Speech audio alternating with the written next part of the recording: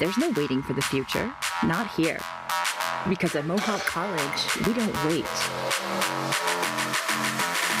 We move. We maintain the machines that keep production running. We construct the buildings that define our skyline. We make structures stable and keep the lights on. We're more than a campus or classroom. At Mohawk College, there's no waiting for the future, because it's already here. Radiography is a branch of medical imaging that we use X-rays, and we use it in different ways. Radiography, yes, it starts with bones, but there's actually a lot more to it. It's a whole modality, a whole branch that we're using X-rays to see inside the body. How we're using it can really vary. Radiography technologists are everywhere in a clinic or in a hospital. They are part of every single team. I mean, they're part of the emergency team, they're part of the team in ICU, they're on the floors when patients can't come down. They're running fracture clinics. It's a job where there's just lots of opportunity. All radiography's technologists are kind of the starting point as well for many of the other imaging professions like MRI, working in CT, working in the interventional suite, working in sales. Radiography technologists are kind of the foundation of all of imaging. As long as you have some sort of interest in any sort of imaging modality, like X-ray is a great place to start because that is the foundation of diagnostic imaging. So if you have some sort of interest in that and you're not 100% sure if that's what you want to do, there's always a ton of other options. So this program will be delivered online. So our hope is that we will be able to be positioned to support people who don't live in this area as well as people who do. Semesters 1 and 2 are all online. At the end of semester 2, we'll have an intensive skills-based training here on campus at the IHS, which is in West Hamilton. The students will come here and spend 2 weeks. They'll learn a little bit about patient care and how to manage a patient, how to move a patient in a wheelchair, transfer a patient from one stretcher to another stretcher, just taking care of a patient, watching their vitals, all of those type of things. But they'll also learn some basic skills for X-ray to understand how they would position a patient for X-ray and how they will talk to a patient and explain the procedure, how they'll operate the equipment, moving it around, positioning the patient in the room. All of those things are covered in that first intensive skills-based training. After the students finish semester 2, they will have 2 days a week on clinical placement for semesters 3 and 4, and then they'll be doing didactic courses still. So 3 courses plus 2 days a week. So they're going to be quite busy, but they'll have the opportunity to really enhance their knowledge of the skills in their clinical environment. Semesters 5 and 6 will be entirely focused on, for the most part, on clinical activities, and then at the end of semester 3 and semester 4, the students will come here again for some skills-based intensive. So it's a little bit more, maybe the exposure to CT, exposure to sort of trauma cases. It's really giving them foundational tools to take back with them to the clinical environment. This program just requires a lot of like focus and a lot of passion, and as long as you work towards what you love to do, then I mean, you're set up for success, I guess.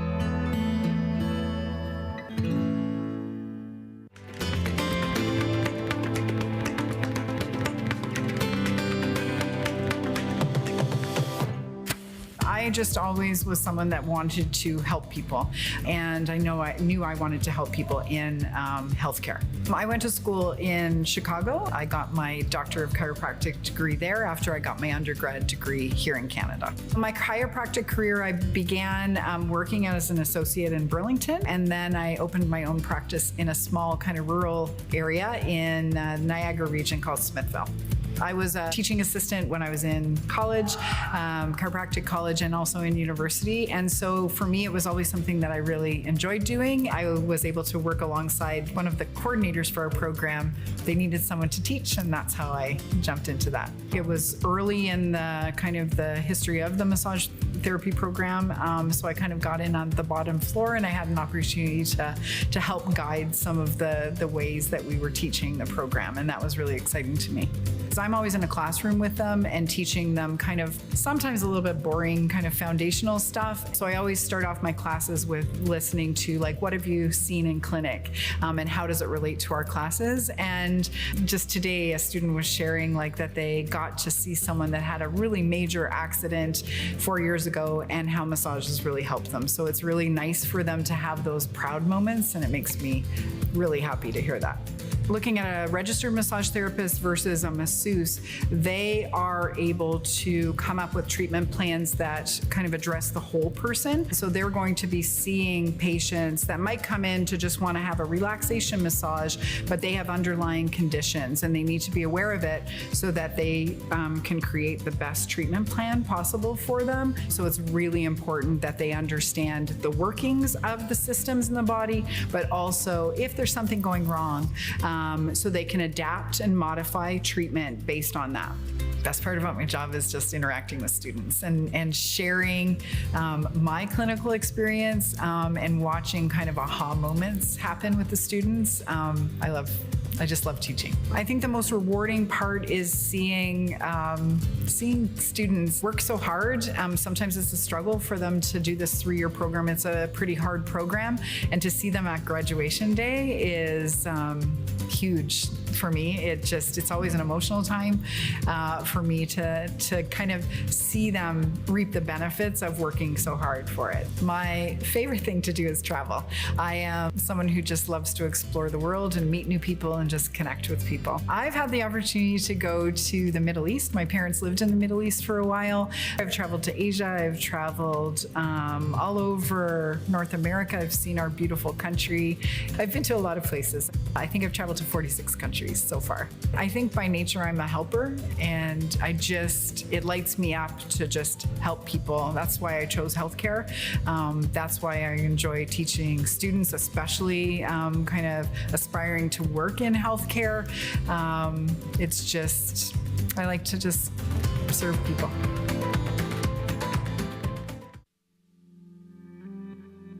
I really wanted to figure out how living systems work and just what exactly is happening that makes the world turn. Knowing that nature's there and we have to learn about it to be able to protect it as well. I've always had a love for like nature and stuff, I guess. So I've always wanted to like protect our planet. And I do want to see biotech kind of growing more into creating a safer environment. And, you know, we're doing something from the lab to the world. The main point of biotechnology is to use recombinant DNA. So it's to take DNA from something else and put it into another organism. I'm very excited to take the skills that I've learned in class and take them into a co-op. It will grant me that opportunity to be able to work in the field and in industry and really get a little bit more practical experience. With that Environment Canada co-op that I got to do, did see what ends up happening with our water. And to make for a greener tomorrow, we really have seen like a big movement towards better use with pesticides. Climate change has become a very big issue. I'm sure we know about our wildfires. How do we protect our plants and our agriculture against these? With biotech moving things over, traits like from extremophiles to be able to deal with higher temperatures so that our grasslands don't die out from dryness or from no water. So I would say I've had the opportunity to meet like really great faculty with different experiences in different fields. Support from faculty has been absolutely amazing. Every teacher I've come into contact with and talked to have been wonderful. They know that I can do it and they give me motivation to complete it. All the hands-on that they get to give us with the knowledge that they actually give in class is, it makes you feel very prepared for the workplace. I really liked it. Working with industry standard equipment in the labs is super important. It really helps you get a grasp on what you might actually be doing in the workforce. Especially when you get to go out there and you're doing this work and everything that you're doing, you know, is literally just going back into the environment. You're trying to protect something, you're trying to save something. Mohawk College students are well positioned academically and professionally to affect the environment in a positive way. Anyone that loves science and loves learning, I would recommend this program too.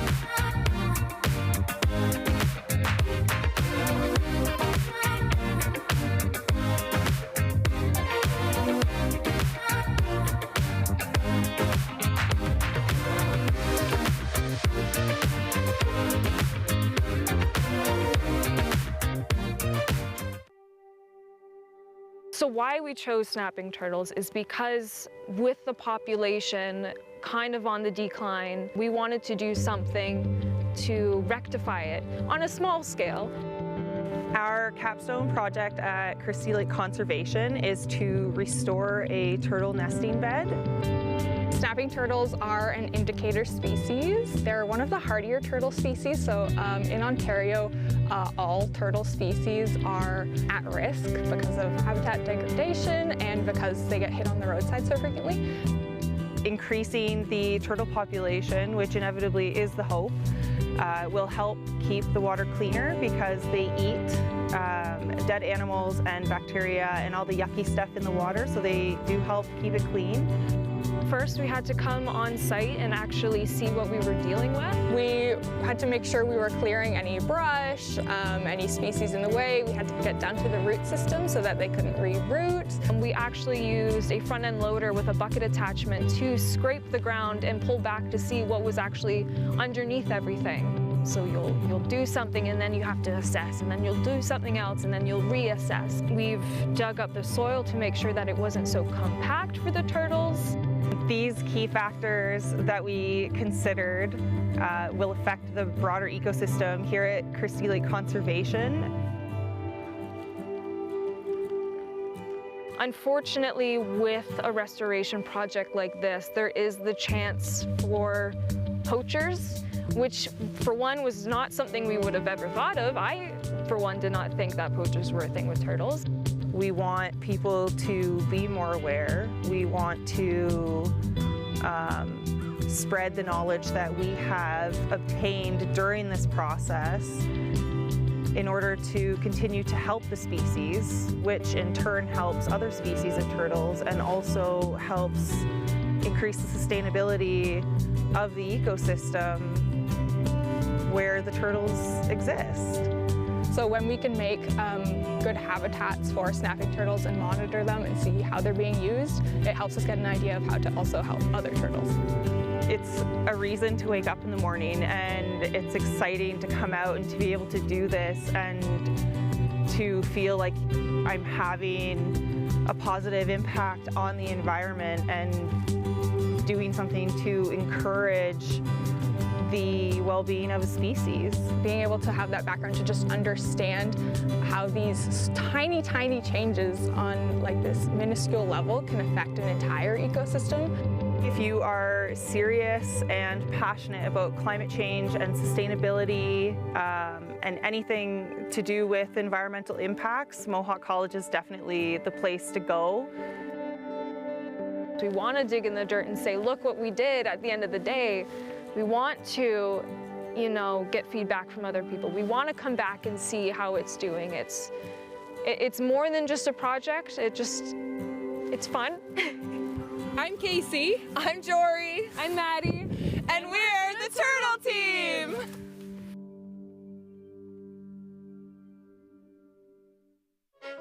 The future of aviation is here. But this field takes more than theory. It takes torque, tools, total focus. At Mohawk College, we don't just study aircraft. We live it. Molding composite materials into wings that give planes flight. Inspecting and maintaining engines to meet demanding performance standards. Precisely calibrating the instruments that keep every journey on its intended path. We're the people who keep these complex machines flight ready, because up there, lives depend on it. It takes precision, dedication, and a team that has each other's backs. This isn't classroom learning, it's your runway. So get ready for your career in aviation.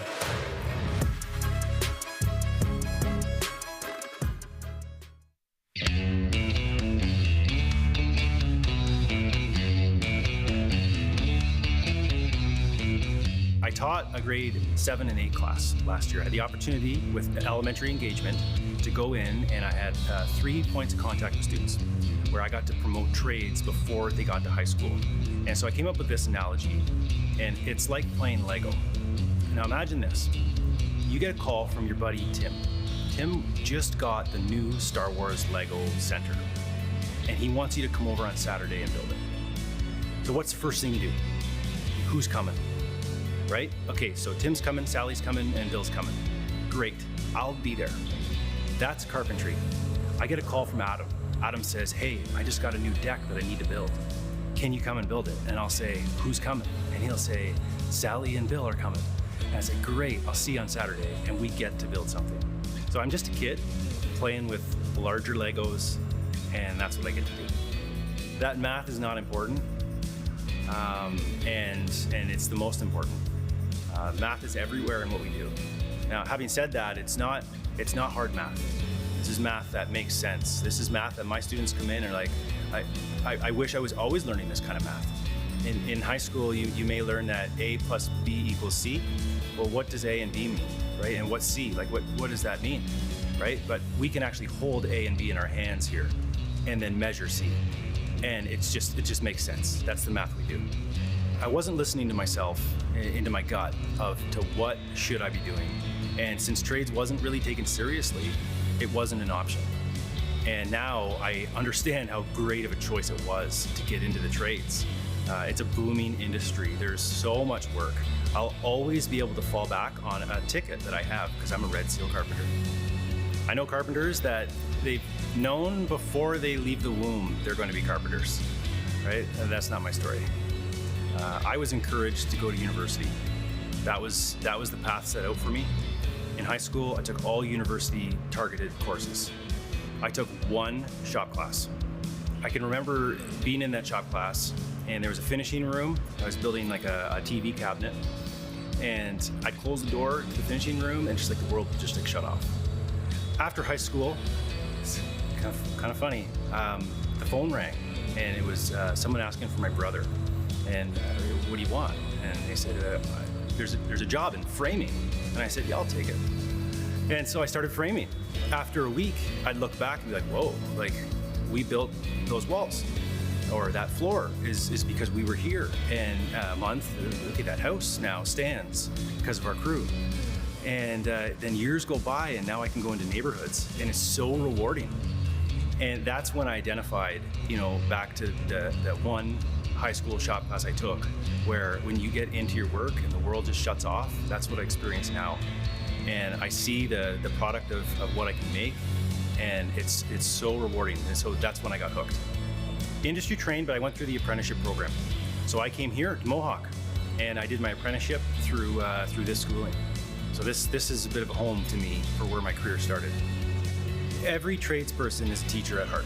If I could summarize every trade in 3 words, we do 3 things. We learn, we earn, and we return.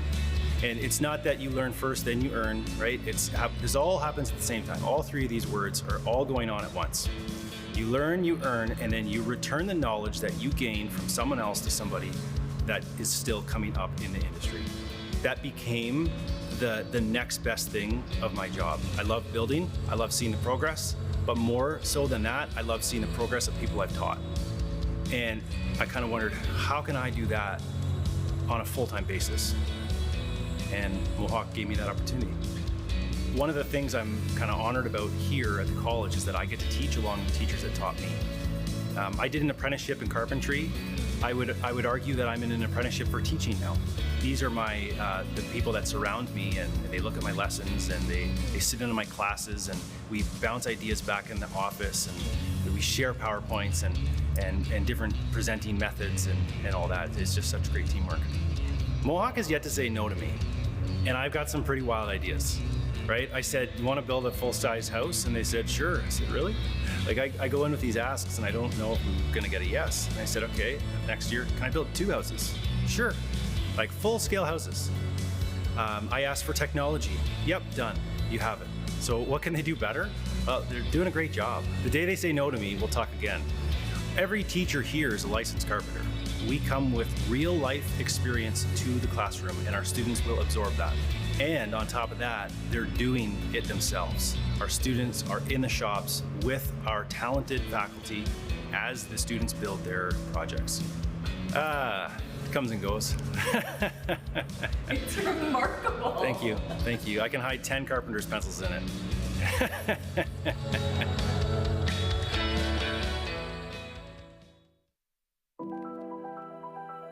animation is really taking life and creating something that mimics life. We're creating an illusion of something living, bringing something to life that is out of our own imagination. I like how all the teachers seem to be passionate about what they're doing. Darren especially, he worked on SpongeBob the movie. Charlie, he's awesome. He came from Disney. I've been told like he's a Disney legend. It's really inspiring, like how maybe one day I'll be there too.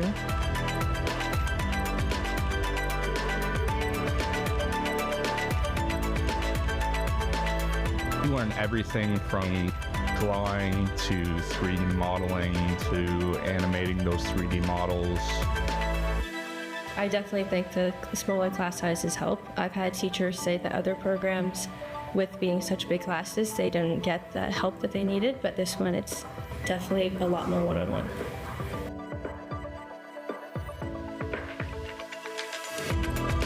I think animation connects to a lot of people because you're able to make anything you could ever imagine.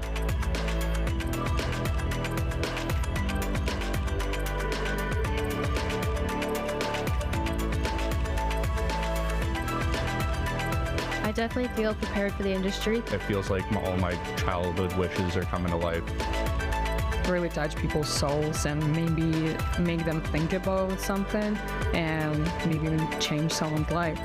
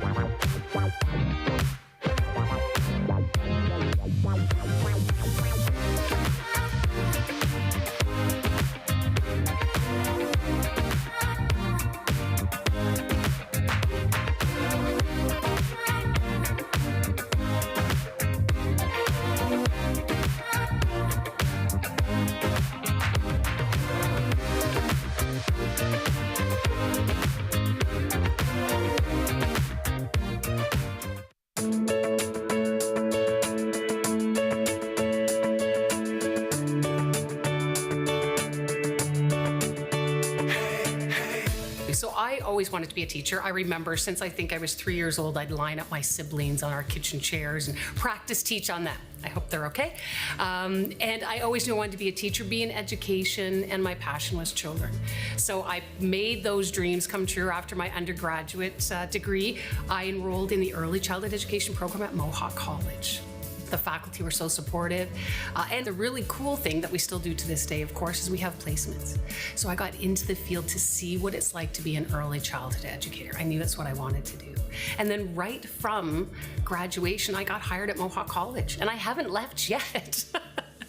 I joke that I should be the Mohawk mascot or cheerleader because my whole career has been here and I do love it. And when I think about why do I love Mohawk so much, it's certainly the people, but it's the collaboration, the community, the connectedness. And for all of the years that I've been here, the thing that really gives me passion, of course, besides the joy of the students, is the community piece. We're a community college, and I'm very involved in our early childhood education community. It's a passion of mine, and that's always been a support. And because of that, it's win-win for the students. So it's, the Mohawk community, but it also extends to our community, our partners that are so valuable to the success of our program and ultimately of our students. I think the first thing I would always say to anyone thinking about becoming an early childhood educator, certainly you have to have a passion for children and learning and be committed to lifelong learning. We're educating the next generation. I tell our students all the time, we are brain shapers. So when you go home and say, well, how was your day? Oh, I was just shaping some brains today.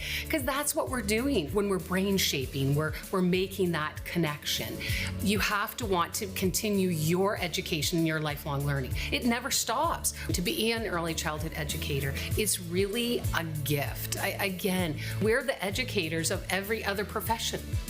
Right? We educate teachers, we educate firefighters, we educate librarians, whatever children grow up to be, we were part of that journey. We have to make sure we keep ourselves updated, educated, current research, brain research, which is also my passion, and infant and children's mental health. I'm very involved in that in our community. It's my job to stay informed, share it with my students so they can do the best with the children that we care for. It's a lot on our shoulders. It's a big job. I say to my students, I don't know why people don't clap when we walk in the room. That's how awesome we are, early childhood educators. Certainly it's the students, of course, but it's being in the classroom and the energy and the excitement. And I certainly, I joke with my colleagues that I know I'm supposed to be here for the students and teaching and guiding and learning, but I have such an amazing time. It's such a reciprocal. I'm so blessed and fortunate to be part of their learning journey. Taking a concept and how can I make that concept meaningful and get it across to the students. So I love the challenge about how am I going to get the theories of Freud and Piaget and brain development, how am I gonna get this across in a meaningful way that's gonna stay with the students? I love that challenge, and I won't leave until I get it done. It's the best job ever. I'm a yogi, love yoga. I love to golf. I'm a walker, reader, and really, just being with family and friends. This may not come across, but I'm pretty social. My first career choice was a Hollywood actress, but I have no skills or ability or talent. So I tease with my students all the time, if I don't show up one day for class, I've been discovered, so carry on without me. But I really think about how I've been able to make my dream come true. When I was 3 years old, I wanted to be a teacher, and here I am. It doesn't get any better than this. It really doesn't.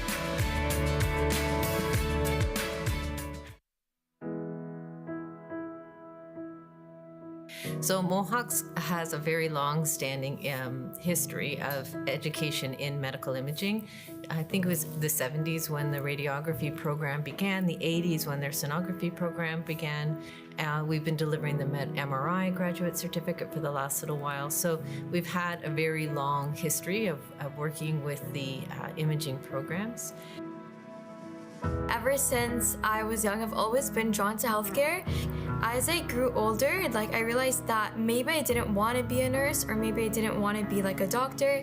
So then I started doing some research, and then I found out about this program. I found that very exciting. Mohawk is extremely well positioned for imaging. I would say that we are one of the leaders across the province and the country. We work on national education committees. We work with the national governing bodies to be a part of that community. But we are true leaders in the sense that we're probably one of the larger institutions that is delivering this.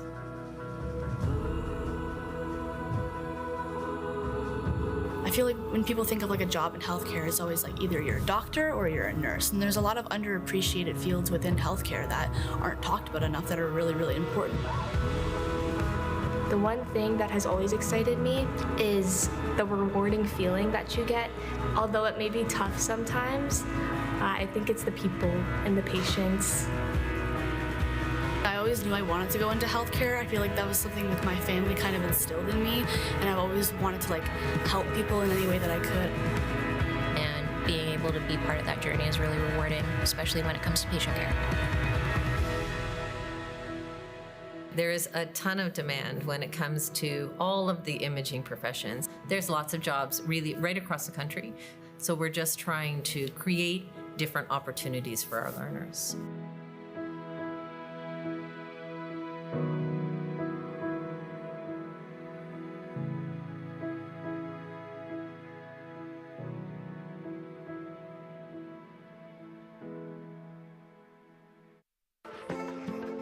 What will it take to make a more sustainable future? Every day, Mohawk College students, faculty, and staff are making a measurable impact on climate change. From our net zero building to our applied research, we are committed to changing how we operate today to secure a greener tomorrow. But we recognized we could do more. As our world changes, a green economy is emerging. This economy is fueling a rapidly growing sector that requires people with unique skills and the knowledge needed to develop solutions to complex challenges. We are ready to do what it takes to drive this change forward. The School of Climate Action will build on our experience and expertise to introduce a portfolio of programs for a new generation of learners that will include new degrees and the greening of curriculum across all areas of study at the college. Our graduates will be part of the solution to climate change. Are you ready to be part of that change? Learning, living, leading. Mohawk College School of Climate Action.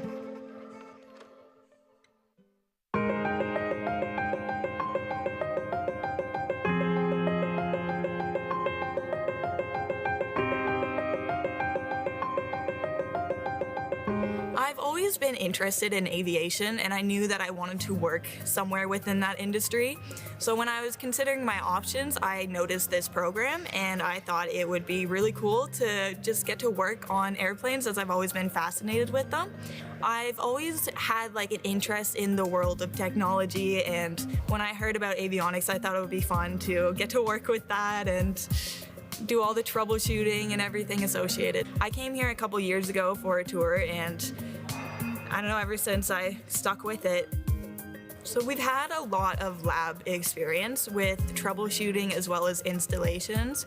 And in a lot of our labs, we use a lot of different testing equipment. So that has really prepared us for the world of avionics, as a lot of it is troubleshooting and finding issues and chasing down wires. It's interesting to see how all these little tiny pieces of wire can carry so much and do so much for an airplane. But it was also quite intimidating because there's a lot of them and they all do so many different things. But through all of our instructors and our labs that we have, it's been pretty easy. They've done a really great job at making sure everything gets broken down nicely, and so it's not overly intimidating, and I can honestly say it's not too bad at all anymore, so.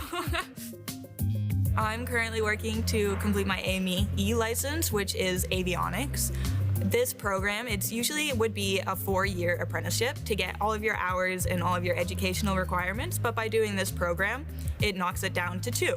Through being at Mohawk College, I've written all of my regulatory tests that I need to do to get my license. I've completed various different tasks through labs that are also required, and it got a solid foundation for when I do enter the workforce and continue off doing my apprenticeship there.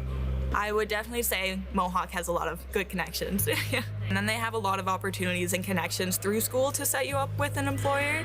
So there's lots of job fairs and opportunities like that where you can meet people in the industry and find an apprenticeship through that.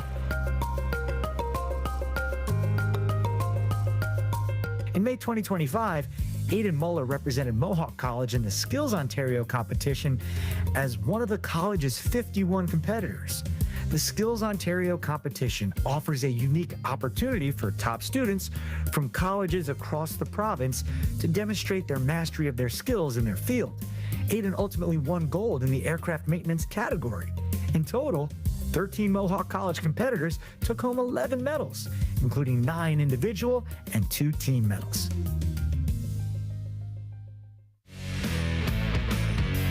Five competitors went on to represent Ontario at Nationals in Regina, Saskatchewan from May 28th to 31st. Mohawk College's CNC machining competitor, Noah Rittenhouse, won gold and also won the RBC Best of Region Award for Ontario by receiving the highest score for the province. Phoenix Cyclones, Quebec. Outcome, silver. Richard Lewis,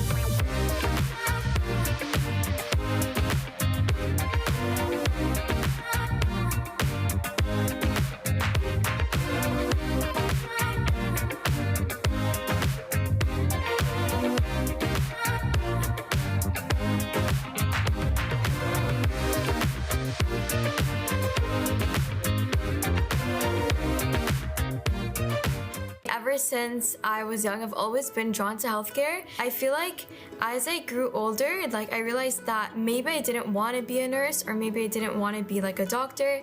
So then I started doing some research and then I found out about this program and I could specialize in something like ultrasound. I found that very exciting. Mohawk is extremely well positioned for imaging. I would say that we are one of the leaders across the province and the country. The new ultrasound program that we're going to be running with Mohawk College is an advanced diploma, and the program will be run entirely online for semesters 1 and 2.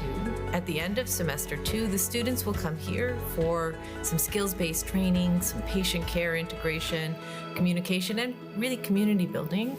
And then at the end of that, they'll move on into semester 3. During semesters 3 and 4, the students will be on clinical placement 2 days a week and academically learning the other 3 days. So it's going to give you the mixture of clinical knowledge, simulated knowledge, and didactic understanding of the material. I want the students, when they're here, to know that, even though we're across this huge country, all ultrasound techs end up being connected in some way.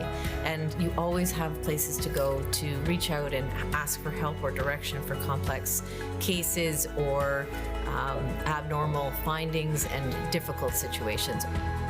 And also what I really like about ultrasound is that I like how there's patient interaction as well. So I get to communicate with the patient here and there, and I get to help in the diagnosis process. So I'm the eyes of the doctor, I like to say. We have connections across the province with imaging centers, hospitals, clinics, lots of different sort of clinical partners, if you will, where our students will go and have their clinical experience. So we work really hard to ensure that the student is getting the proper clinical experience so that when they graduate, they know all of the information, and then they can go on and specialize in whatever they want to specialize in. So I feel like what made me specifically want ultrasound is I really like how unique it is. And then when I started researching it, I realized I don't know as much as I do about it. I found out that it's a lot more than that, and it takes skill, it takes a lot of knowledge, and then it really became fascinating to me. And it's something that I didn't think of previously, so that's what made me excited to start this program. And people don't know enough about sonographers and what they do and how much of an impact they have in healthcare. The ultrasound departments are getting larger. There's more things that ultrasound can do now than ultrasound could do in the early 90s. There is a ton of demand when it comes to all of the imaging professions.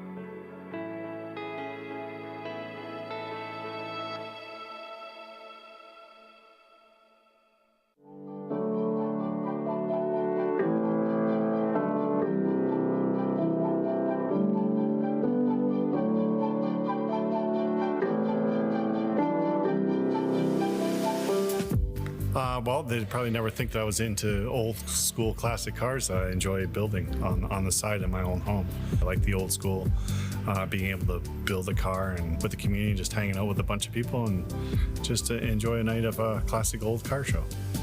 I think it was going to an air show eventually and knowing that I like to tinker around with stuff and then actually see something cool like an airplane, or I think it was a jet truck that really motivated me when I saw it. I'm like, that'd be kind of cool to see or learn how that engine works. Tinkering around with snowmobiles and motorcycles and just having fun with cars and stuff like that just got you into it, and then went away to college and got into the small aircraft, spending time building an M1 license, and then I finally had an opportunity to get into the large jet, and then I just continued on my license and expanded at M2, traveling around the world and building time and experiences.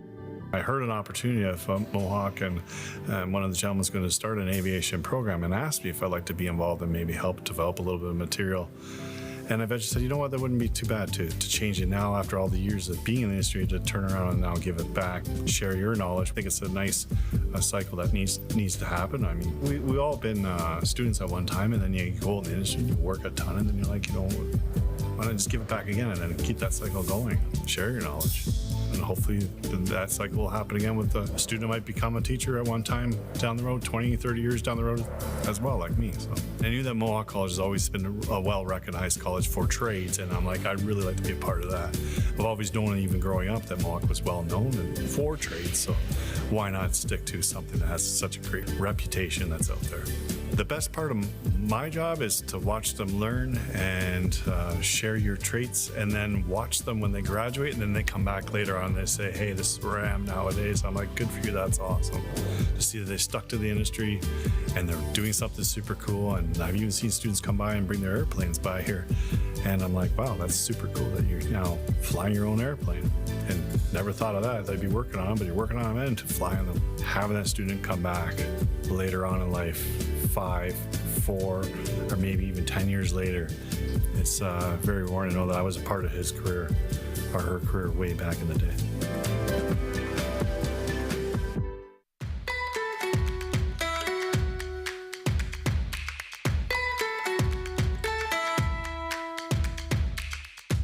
In 2021 and again in 2024, just this fall, we conducted a student survey on sustainability. We really wanted to capture what were their interests and what are their feelings about sustainability, climate action, and climate resiliency. And what we found overwhelming in both surveys is that students really care about this. Over 95% of our students said that post-secondary institutions should not only be involved from a facilities perspective, but also the programs. How are we going to help change the world? And the School of Climate Action is a direct response to that. Green skills is exploding. It's in every discipline, every field of study, and we need to make sure that our graduates here at Mohawk College are ready for that. There's a lot of jobs coming on stream. I think every company has recognized now that they have a role to play in the whole circular economy. Like, they need to figure out how you make a product and make it that's sustainable and has a reduced impact on the environment. You actually see companies hiring jobs that are called climate specialist or climate analyst or climate practitioner, because the problems and the requirements for making products now are increasing and changing all the time.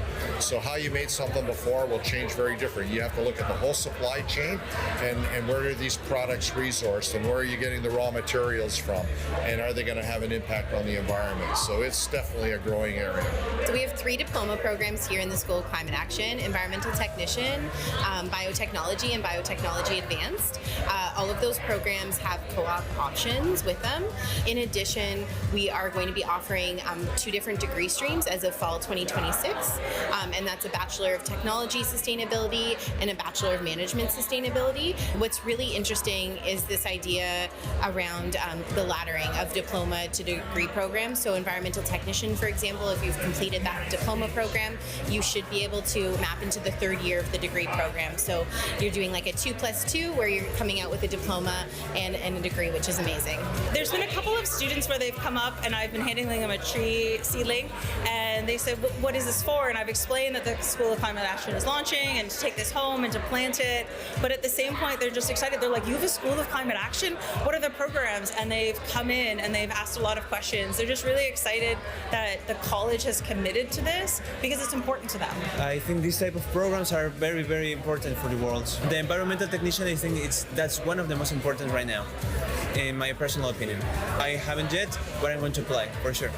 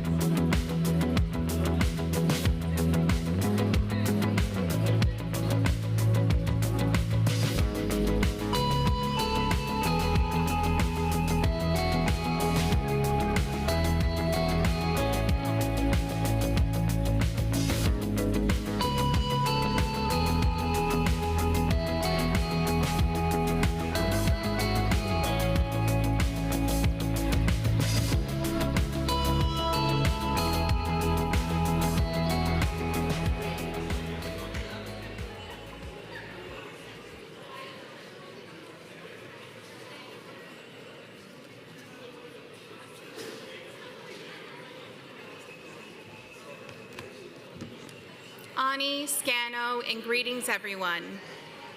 My name is Amanda Aitchison, and I'm a member of the Indigenous Student Services team here at Mohawk College.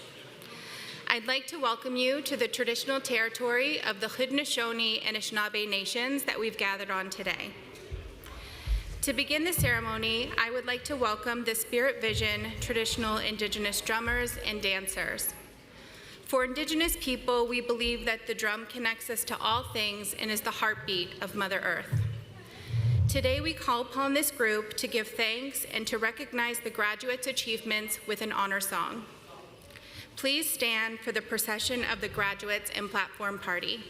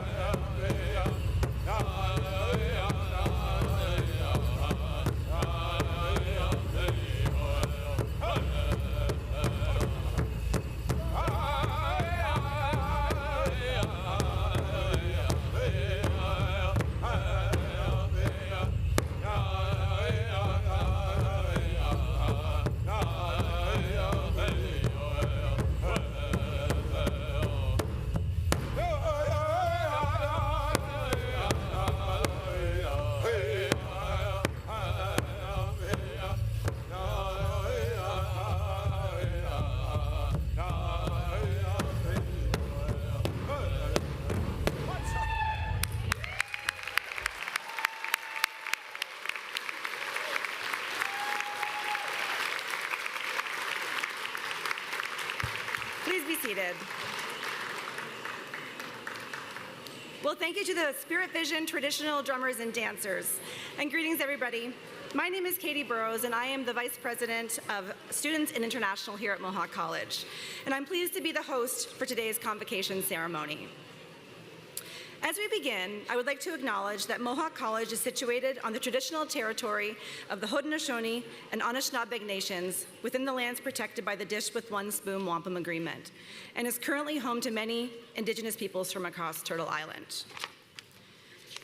Now, before I introduce their platform party, I know I just told you to sit down, but we're going to stand back up again and join us in singing the national anthem as performed by Mohawk College graduate from the Applied Music Program, Breanne Downer.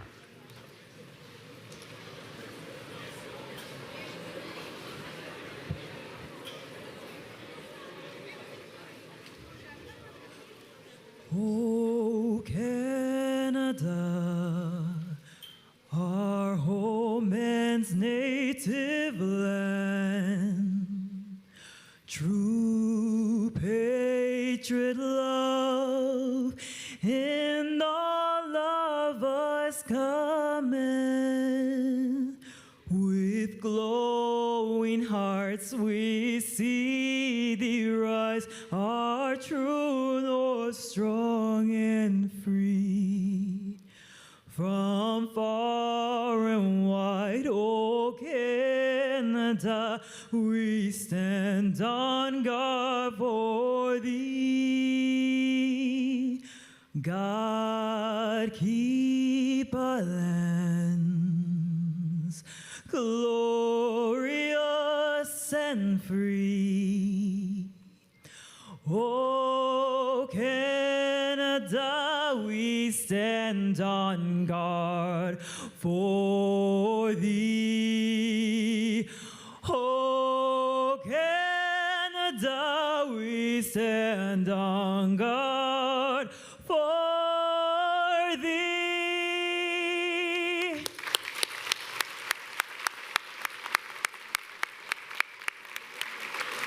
Hey, please be seated.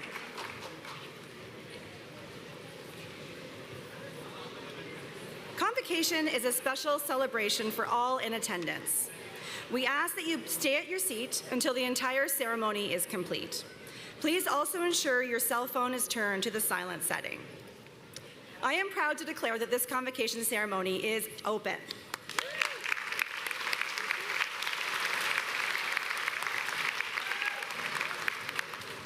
Convocation is a time to celebrate the hard work and dedication that brought you to this moment, and to look forward to the many opportunities that lie ahead for you, a future-ready Mohawk College graduate. Convocation also provides us with a perfect moment to thank your family and friends who supported you through this important stage of your life journey. And it is a time to thank those from the Mohawk community who helped you realize and achieve your goals. To start this recognition, I would now ask that the faculty please stand to be recognized and remain standing.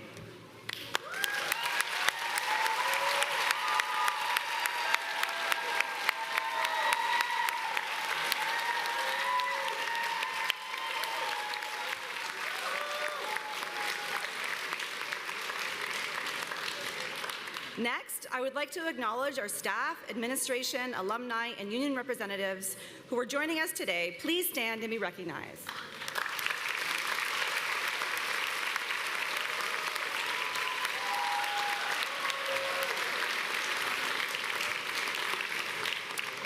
Next, I will recognize the front row and speakers from our platform party. Please hold your applause until the end of the introductions.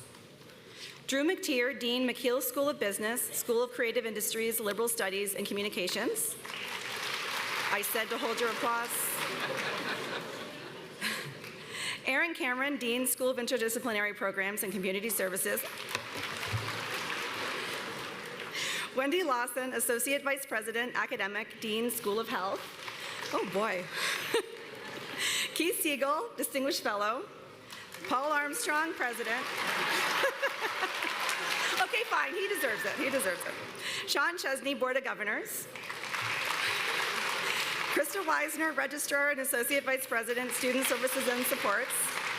And Dr. Siebert Adamson, VP Academic.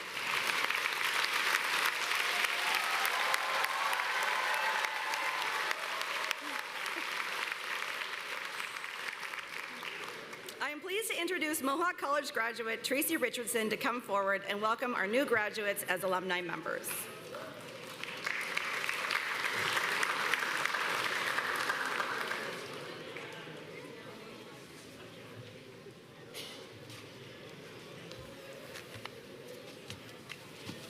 Thank you, Katie. Congratulations, graduates.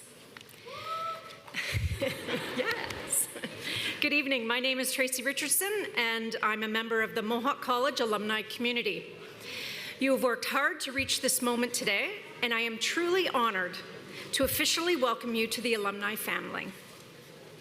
Although your studies are complete, your connection to the college and your Mohawk alumni family is for life. We are here for you at every stage of your journey. If you've not already done so, I encourage you to take advantage of the many services and supports available through Mohawk College Alumni, which serves as your direct link to a strong network of over 175,000 Mohawk graduates. Connect with and learn from fellow alumni working in your field.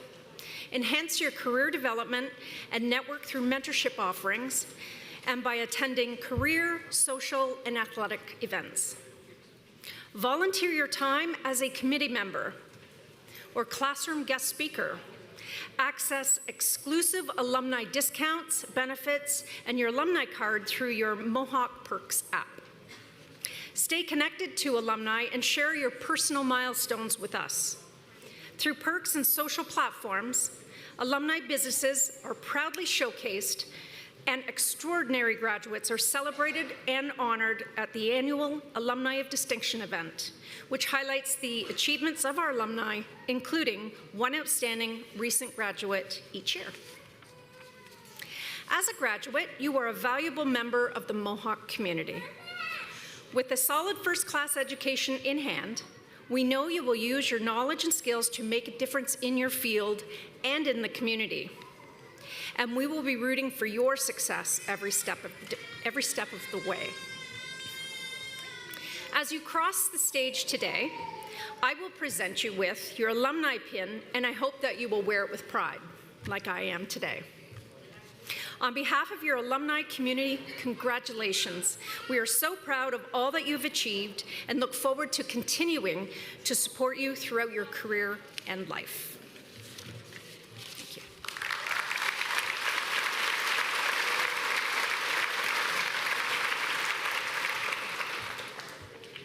Thank you, Tracy. It is now time to recommend our Special Recognition Award. President Armstrong, it is my privilege to present you with a candidate for an award of distinction. In particular, I am recommending a candidate be awarded as Distinguished Fellow of Mohawk College. This honor is proposed in recognition of community leadership. I am pleased to introduce Mr. Keith Siegel to be recognized at today's convocation as a Distinguished Fellow.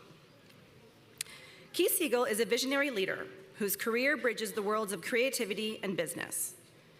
As a graduate of technical theater and production at Ryerson Polytech Institute, known today as Toronto Metropolitan University, Keith began his professional journey behind the scenes, designing, building, and managing theatrical productions.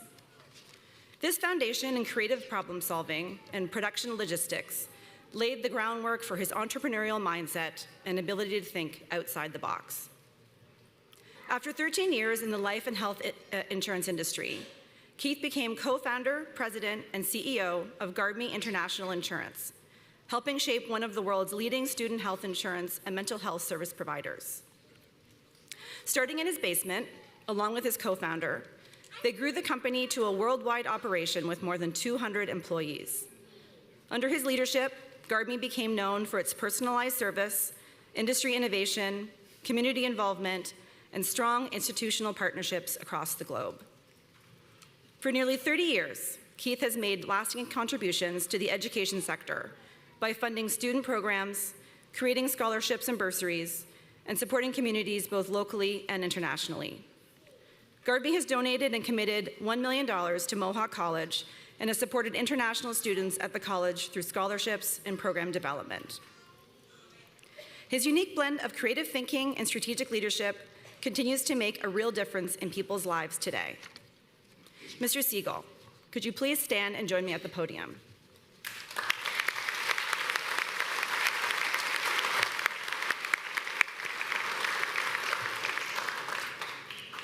President Armstrong, given Mr. Siegel's accomplishments, wisdom, and dedication to Mohawk College's community, I recommend that the Board of Governors bestows upon Mr. Siegel the award of Distinguished Fellow, Mohawk College, with all the honors, privileges, and responsibilities pertaining thereto. President Armstrong and Krista Weisner, will you please join me now to acknowledge this honor by virtue of hooding?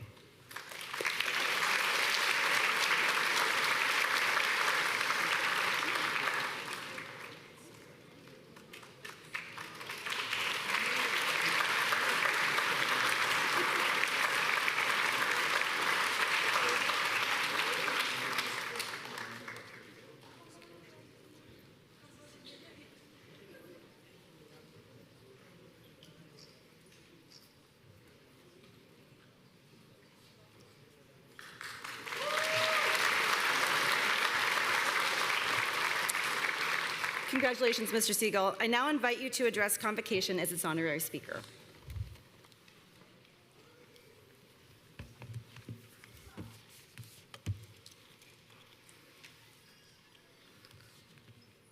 Thank you.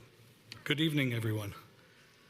President Armstrong, esteemed faculty and staff, graduates, family members, and friends. I am really honored to be standing here today as a Distinguished Fellow of Mohawk College. I am deeply grateful for this recognition and honestly a little surprised. When you look back at your own path, it doesn't always seem like it's a straight line. It's only when you pause on a day like today that you see how far you've actually come. So first, I want to thank Mohawk College for this incredible honor. To the faculty and administration, thank you for your dedication, your passion, and your belief in every student that walks through your doors. To my family and friends, your support and encouragement have been my anchor, and I'm grateful for your love and belief in me. And to the graduates, congratulations. You've worked very hard to get here, and you should be proud. I often wonder how a guy like me, who kicked off his career just like you, graduated from college in technical theater, ended up as the co-founder of one of Canada's largest health and wellness providers in the education sector. but I hope it serves as a reminder to keep your mind and hearts open to every opportunity that presents itself. I started backstage, literally, hauling lights, building sets, queuing performances. For 8 years, I lived in that world. I loved the controlled chaos of live theater, the precision and the teamwork. Then an opportunity presented itself. So I pivoted into the airline industry. Yeah, I know, not a weird place. In promotion and advertising. A different kind of stage, but really, it was still about people, timing, and presentations. After that, another opportunity presented it again, and I moved into sales. Graphic arts, pre-computers, pre-digital, cutting boards, typography, and when they said cut and paste, they meant cut and paste.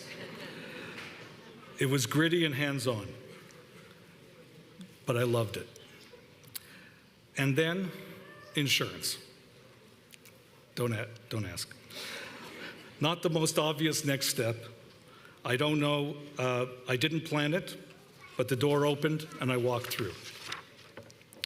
At London Life, I met a manager who changed the way I saw myself. He didn't just teach me the business, he taught me how to trust my own voice. I have dyslexia, and he helped me understand that it wasn't a weakness. It was part of how I think, how I solve problems. He believed in me when I wasn't sure I should.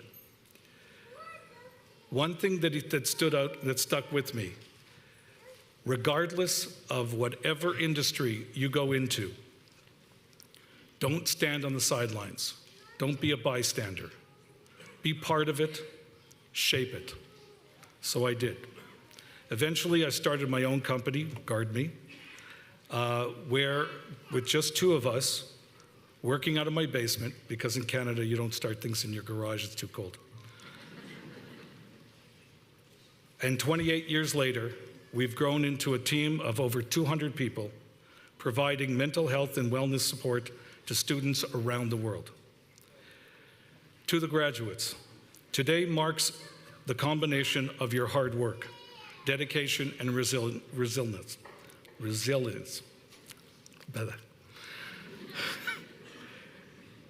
You are about to embark on a new chapter, filled with opportunity and possibilities. Remember that success is not measured by achievements, but by the impact you make on others and the world around you. As Nelson Mandela once said, education is one of the most powerful weapons in which you can use to change the world. Let this quote inspire you to use your education to make a positive difference. Walt Disney also said, "All your dreams can come true if you have the courage to pursue them." Let this quote encourage you to chase your dreams with determination and bravery. In closing, I want to leave you with one thought. As you step into the future, remember that you are the architects of your own destiny. Carry with you the spirit of Mohawk College and the knowledge that you have the power to shape a better tomorrow. Let your actions be your guide. Let your actions be guided by integrity, compassion, and commitment to making the world a better place. Thank you all, and congratulations to all the graduates.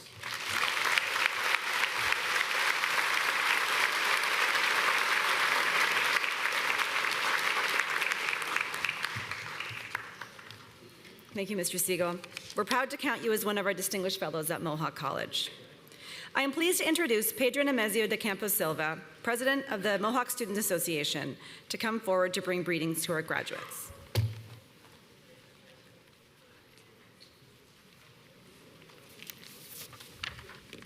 Thank you very much, Katie, and good evening, everyone. On behalf of the Mohawk Students Association, it is my honor to congratulate you on the completion of education at Mohawk College. You truly deserve to be immensely proud of yourselves. And as a newcomer to Canada, I found a strong sense of belonging and identity at Mohawk, and the MSA as well. This is truly a testament to the incredible community we have here, which you all have contributed to. And having working in education throughout my entire life, mainly as a teacher back in my home country, I can definitely relate to the pride and joy that Mohawk College faculty feels today, because your accomplishments are truly remarkable. So believe your teachers when they say that they learn from you just as much as you learn from them, because education is all about the mutual exchange of knowledge and experiences, which you have all embraced and embodied. Serving as MSA president has been a privilege. It has shown me the importance of giving back, of planting seeds without knowing who will be harvesting the fruits in the future, and being an agent of change. So this spirit of service and community building is something that you have also demonstrated during your time here. As you step into the future, remember to make the most of your journey. Take with you the lessons learned, the friendships formed, and the legacy that remains. I would also like to share a short quote from Paulo Freire, a visionary Brazilian educator that dedicated his life work to student-centered learning. The original one in Portuguese goes like this: Educação não muda o mundo. Educação muda as pessoas. E pessoas mudam o mundo. Which in English pretty much means that education does not change the world. But education, however, changes people, and people do change the world. You may think that you have already answered too many questions, sat through too many lectures, and did too many assignments during your journey as a student, but let me tell you something, that being a dedicated learner is a lifelong commitment. So that's why I call upon you, all the graduates, and in fact everybody here present, to remain committed, remain true to this commitment of being curious and fostering lifelong learning. And I do have just one more question for you, just one final assignment. I ask you to be that spark of change on a troubled and complicated world. Do something for someone else, just as other people have done something for you. And I urge you to do your very best when it comes to answering this question: what do we owe each other? You have the power to be catalysts for change. Continue to foster these values, give back, and set new goals as lifelong learners. Because the world surely needs your energy, your creativity, and your dedication. Go out there and change the world. Thank you very much, everyone. Congratulations to the graduates.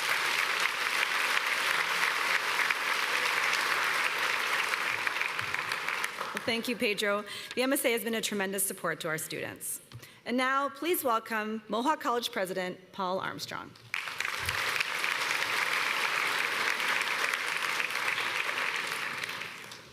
Thank you very much, Katie, and a very, very warm welcome to all the graduates, the family, the friends, the supporters that are with us here tonight. And I can't actually think of a better way to spend a beautiful evening in June than with celebrating with all of you and recognizing your accomplishments, celebrating with our distinguished fellow, and just recognizing greatness. And so thank you for allowing me to be a part of that.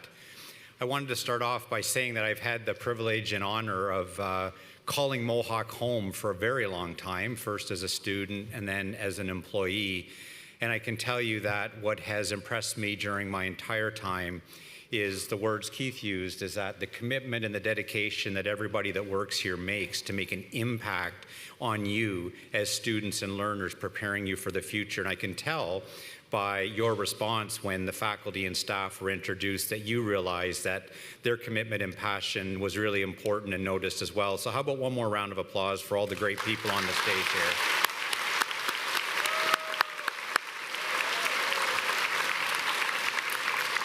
And on behalf of all of us on the stage and everybody that works at Mohawk College, I want to commend you on your outstanding achievement of being here today. Today is a milestone that marks both an ending and a beginning. You've worked hard, overcome challenges, and earned the right to sit where you are today at the threshold of something new and a future full of responsibility. So congratulations to you, graduates, very well deserved.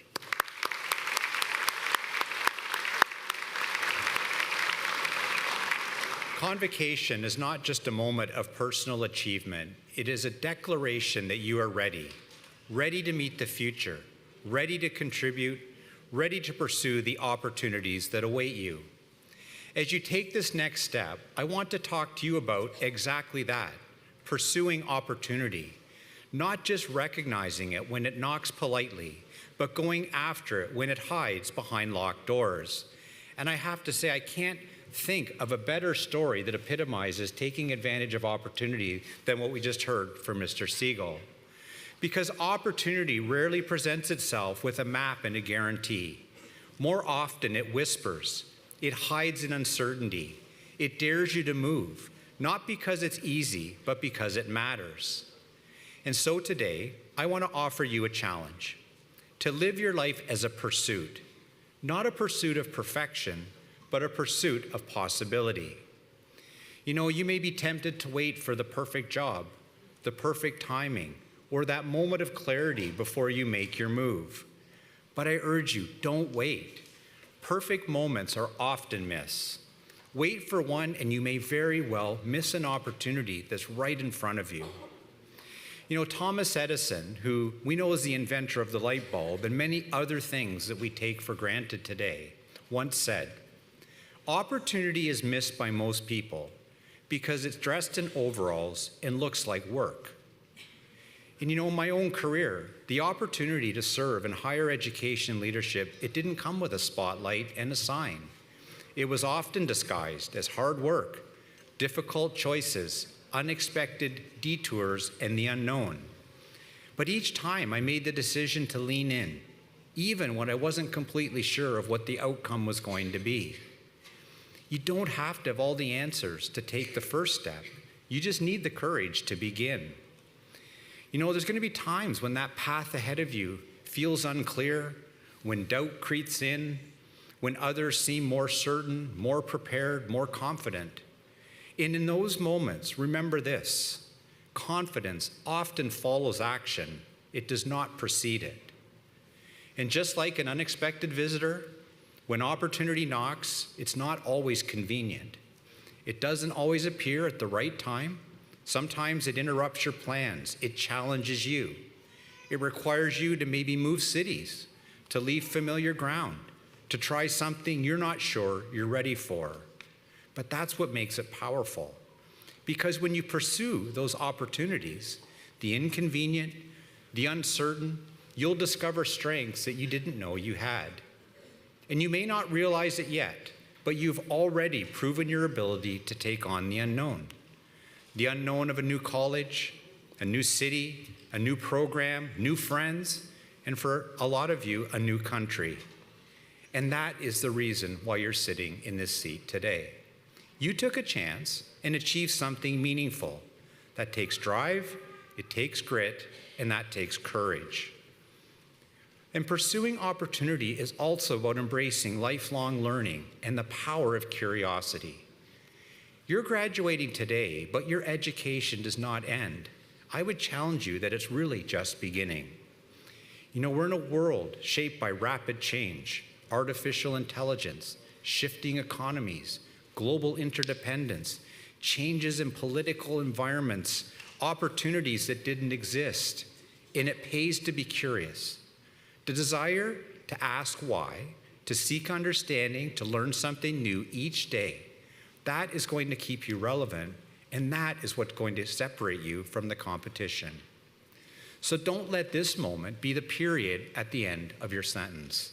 Treat it as a comma, a pause before what comes next.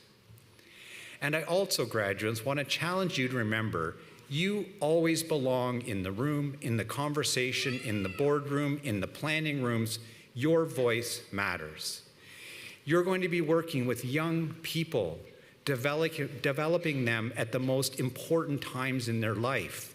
And you have knowledge and skills to bear. You need to make your voice heard. You're going to be leading new business technologies. You're going to be introducing new ways of achieving within a business environment. There's a whole wide range of work you're all going to be doing, and your voice counts. Too often, you miss opportunity because It did exist, but you weren't sure that you had the confidence or were worthy of it. You are worthy. You've demonstrated resilience in the face of uncertainty. You've balanced school with work, with family, and with life. You've persisted, you've grown, you've arrived at this moment today. The world needs what you have to offer, but they won't hear it if you don't use your voice and bring your stories, your ideas, and your knowledge to bear.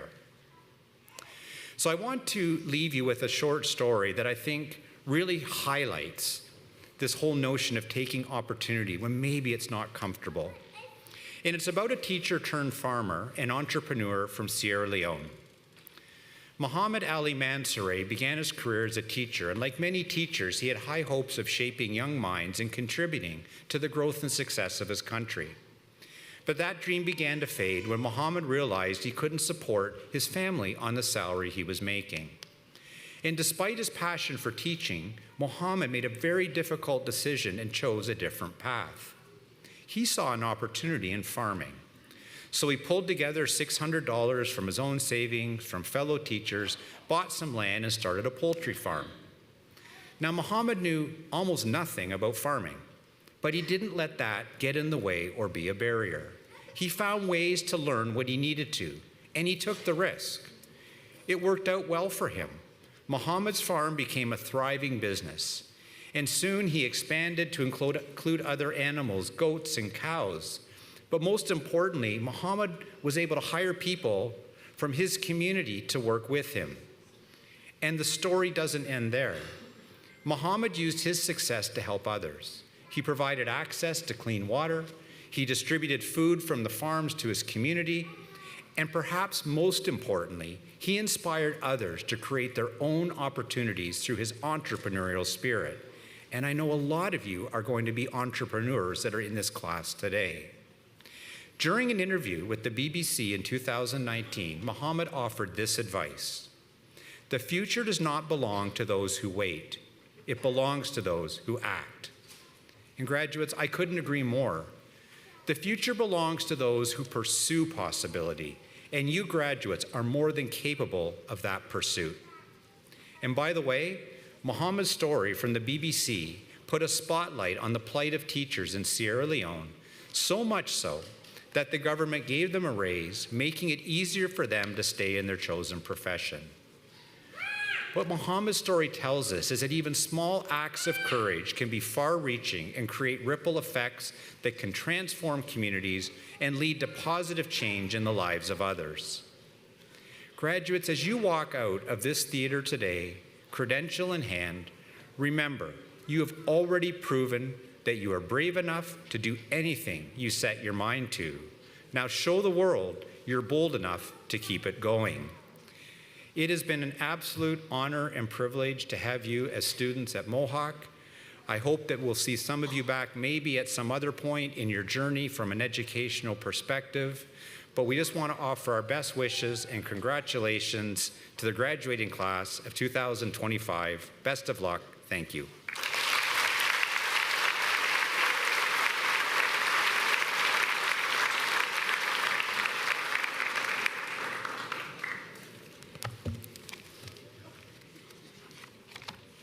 Thank you, President Armstrong. My name is Krista Weisner, and as Registrar, it is my privilege to introduce the most important part of this ceremony.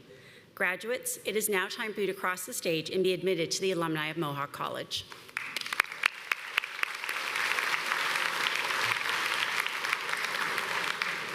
As each person crosses the stage, their status as a Mohawk College graduate will be acknowledged with an academic hood or leer pipe. Academic hoods are a tradition that can be traced back to medieval Europe, where they were initially practical pieces of clothing used as head coverings or shoulder capes. Over time, the hood evolved to become a symbol of academic achievement, with variations in color and design representing the degree a graduate has earned and the institution they graduated from. A leer pipe is also a medieval European symbol of academic achievement dating back to the 8th century. Awarding each graduate a leer pipe highlights the achievement of excellence according to each student's chosen program. Awarding a graduate an academic hood or leer pipe symbolizes that a graduate is joining an international community of scholars. Vice President Academic Dr. Siebert Adamson will hood each of our degree graduates. Our diploma and certificate graduates will have the Mohawk College Lear Pipe placed on their left shoulder. After receiving their hood or Lear Pipe, they will then be congratulated by President Armstrong. Convocation is always a time of celebration for our graduates and their families, and we encourage you to applaud and acknowledge your graduate as they cross the stage. Il me fait plaisir de souhaiter la bienvenue aux membres de la communauté francophone. La collation de grade est le moment idéal pour célébrer les exploits de diplômés, et je vous encourage d'applaudir lorsque votre diplômé traversera l'estrade. President Armstrong.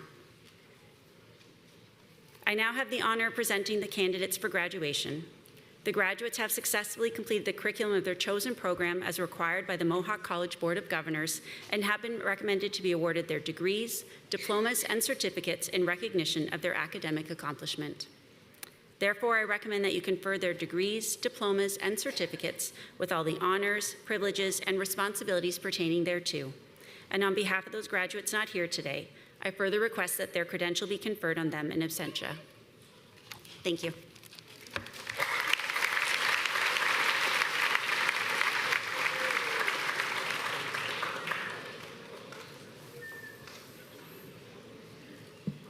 Early childhood education.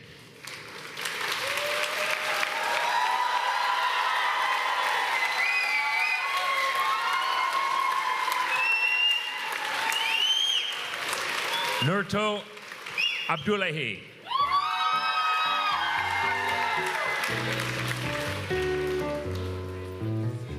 Amran Adam.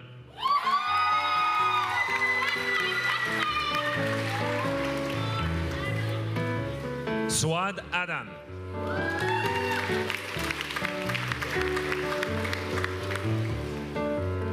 Rahaf Al-Hamidi.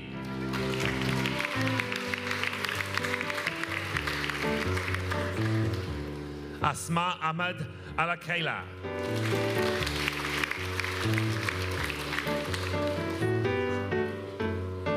Kelsey Albanese, honors.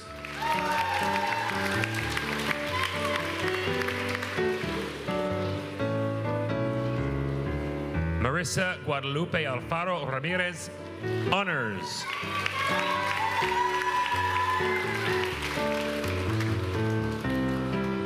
Madeline Aloisio, honors.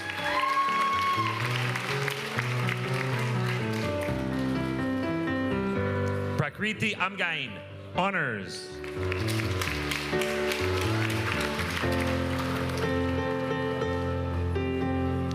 Darlena Andrews.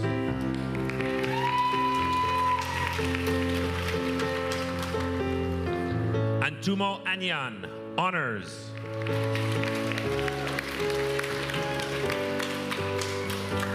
Ina Aurora, honors.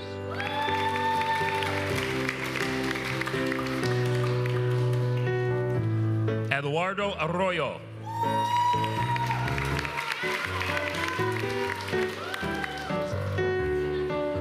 Rosa Banya, honors.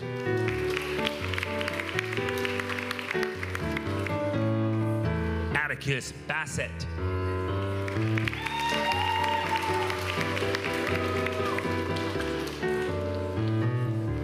Kautar Banali, honors.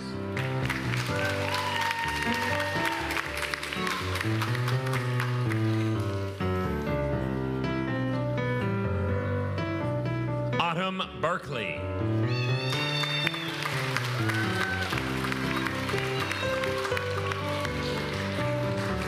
Navin Bandari.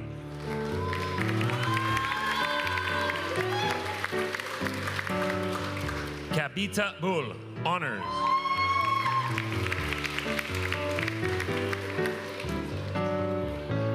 Joy Bigornia, honors.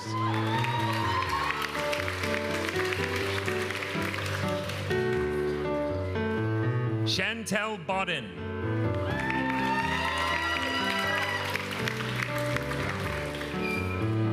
Alexa Botello.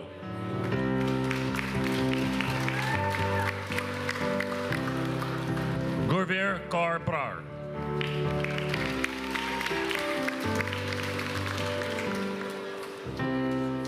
Brittany Brennan, honors.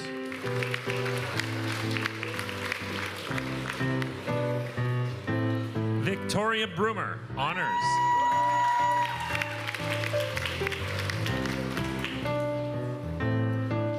Angela Brown.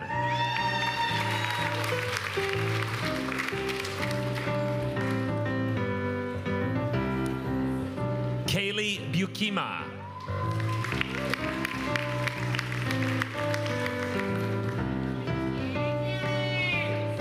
Marilyn Biot-Gould.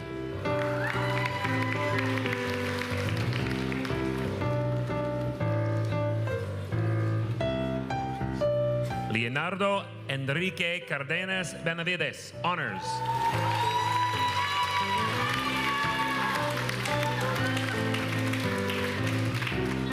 Sierra Castellino, honors.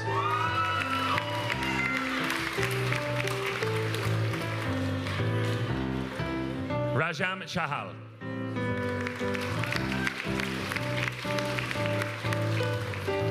Gemma Champion.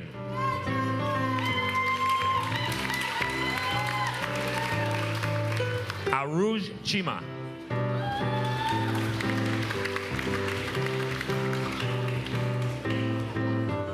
Chen Shah, honors.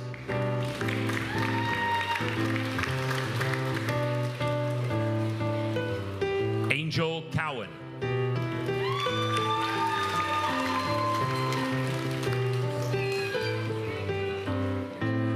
Isabel Cunha.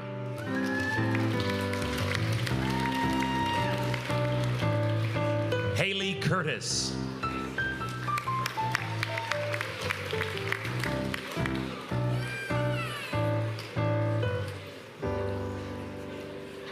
Dmitry Zvijetic.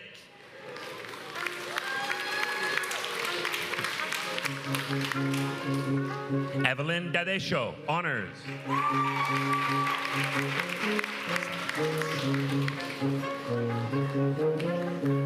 Sarah Davis.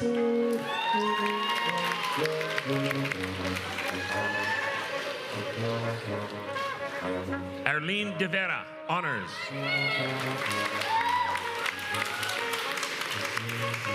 Presley Dennison, honors.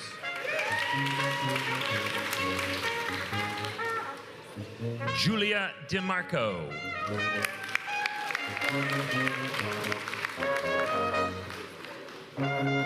Sarah Dovey, honors.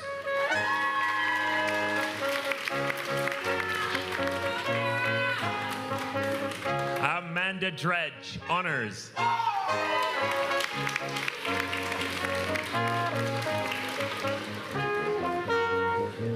Samantha Drung, honors.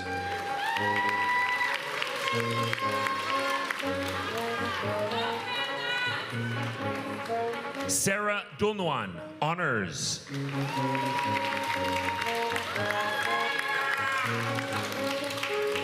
Shaylin Emerson.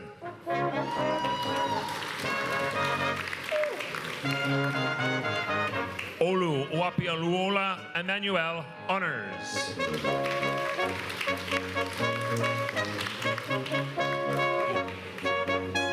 Dorji Eden, honors.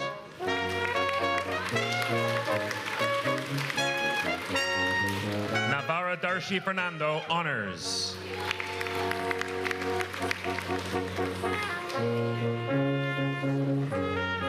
Shaza Fida, honors.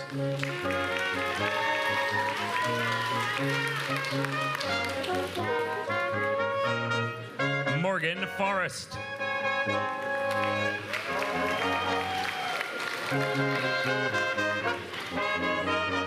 Heather Fowler, honors.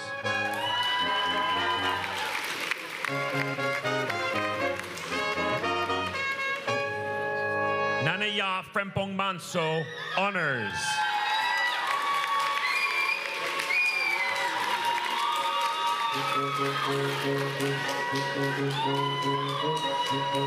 Cassandra Gagnon, honors.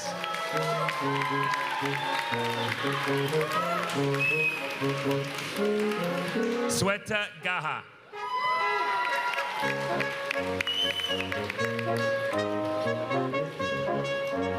Maria Gallego, honors.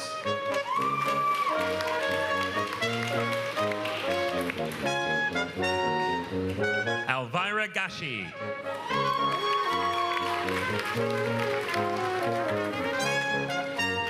Namrata Giri.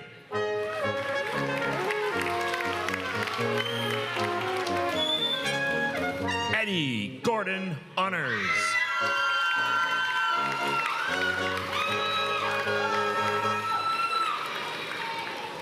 Dia Gurung.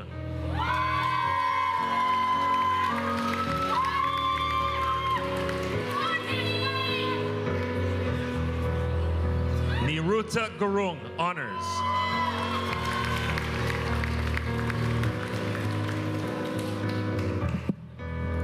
Ruby Gurung.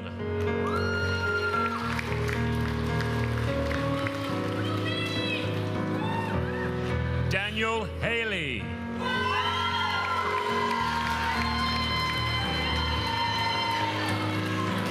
Bianca Hamilton Honors.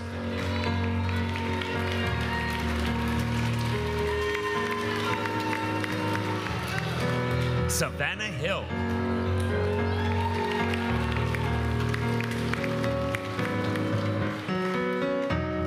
Sonia Iakian Honors.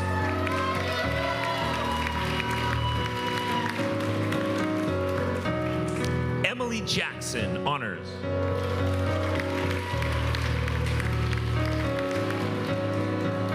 Angelina Jacob.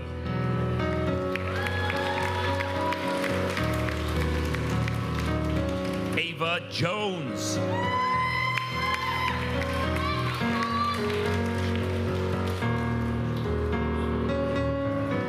Rasmia Khatri.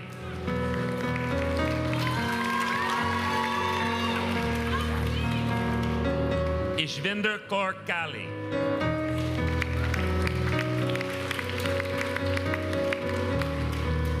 Sayukta Kanoj.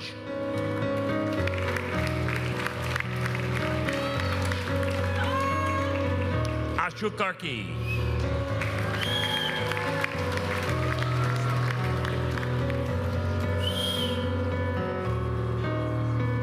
Sneha Karki.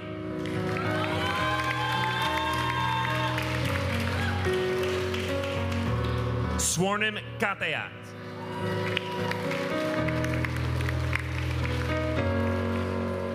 Jashanpreet Kaur.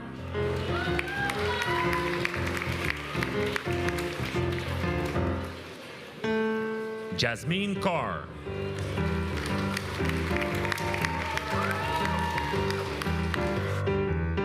Kiran Kaur.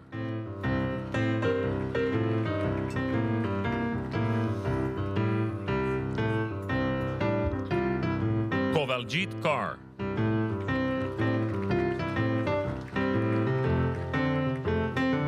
Manjit Kaur.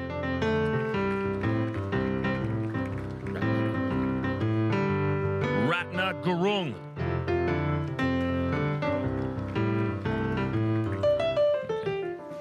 Manpreet Kaur.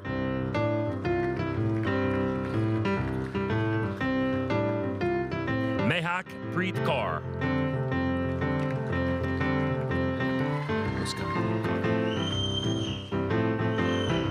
Muskampreet Kaur.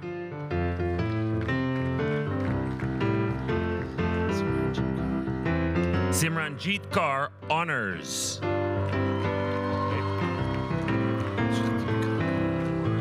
Sukhdeep Kaur Honors.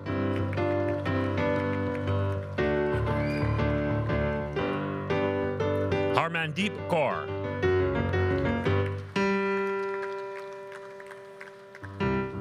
Avneet Kaur.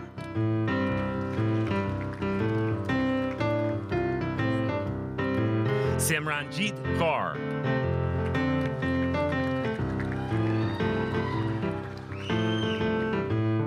Supreet Kaur. Honors.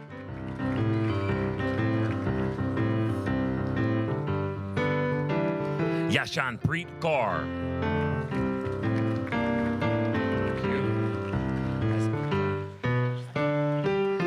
Asmita Kayashla.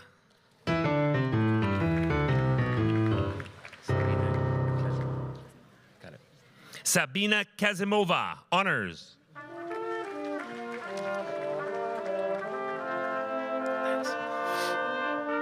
Jenna Kenny, honors.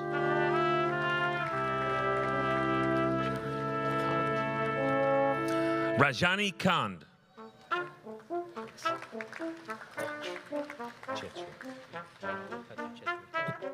Rahul Khatri Chetri.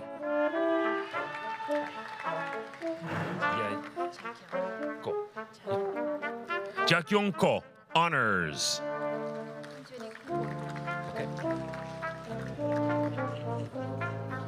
Anjali Kunwar.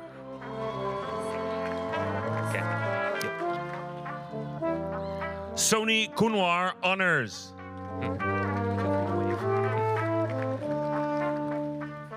Stephanie Laidlaw.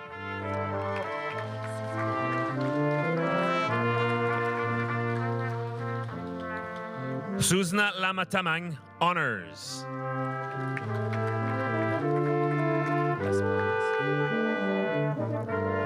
Isabel L'Esperance, honors.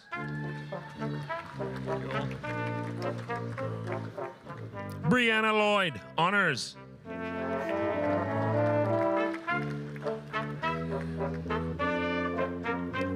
Prabudi Lukutegoda, honors.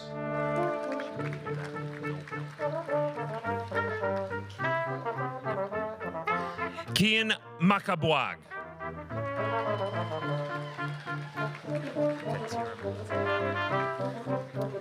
Katira Mamadova.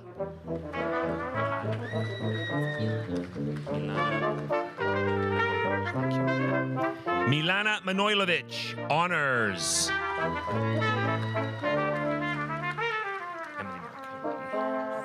Emily Marconi.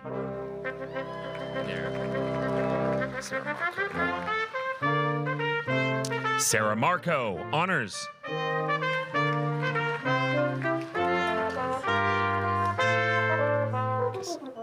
Veronica Marcus, honors.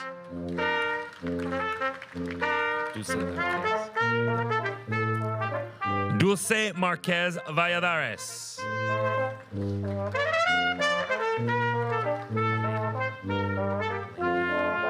Malena Matthews, honors.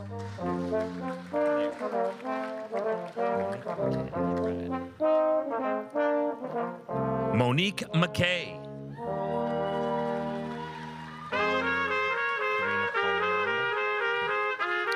Karina Pauline Miranda, honors.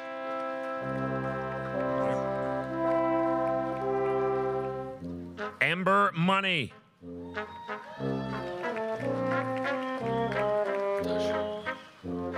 Fatima Mutashar.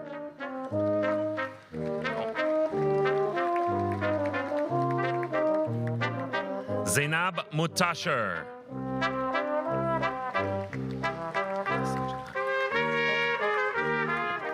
Methist Angel Nala, honors. Dia Negi.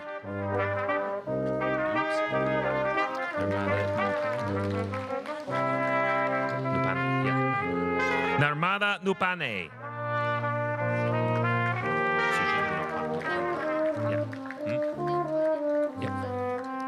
Sujana Neopane.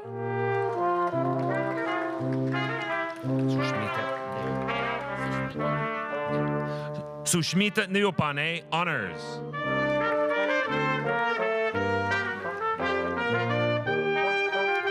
Megan Noble, honors.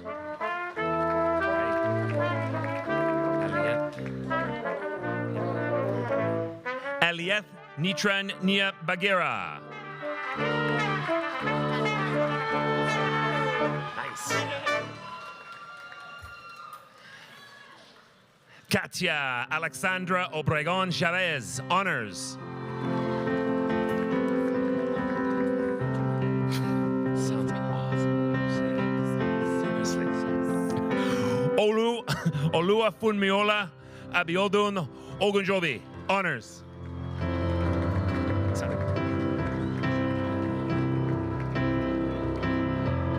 Tandine Om, honors.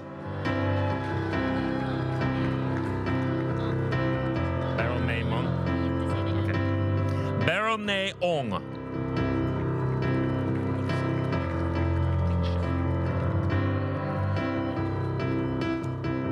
Pratiksha Podyal.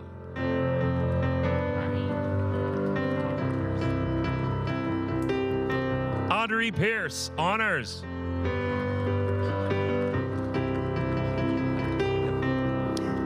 Li Yi Bang. Good. Brooke Perot. Perugini, thank you. Rebecca Perugini, honors.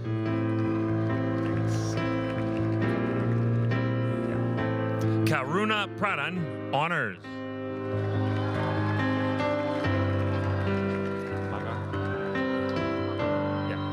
Hira Punmagar.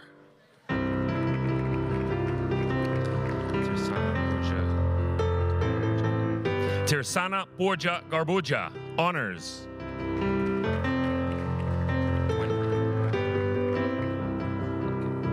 Gwendolyn Rabor, honors.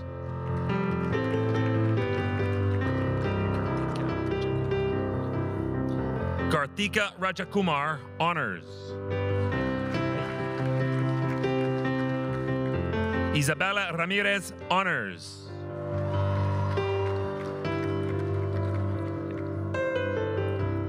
Deepika Rane.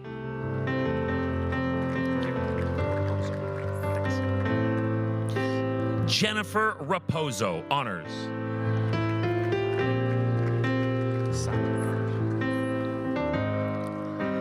Samia Rowesh.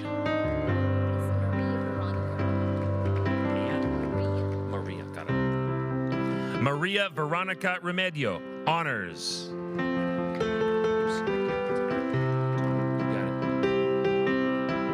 Tawny Ricky.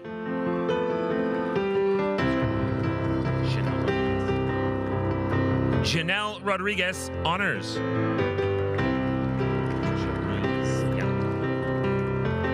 Patricia Ruiz, honors. Jasleen Saini. Jasleen Saini, honors.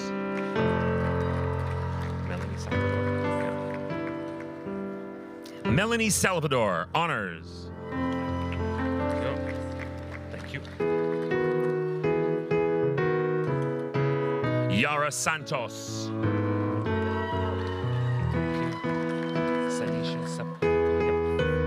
Sanisha Sapkota.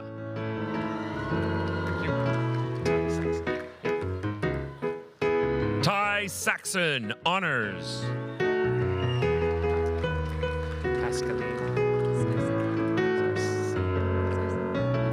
Pascaline Scarcilia, honors.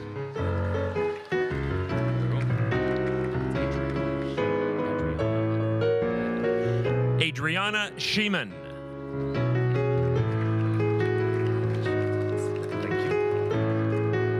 Natalie Schultens, honors.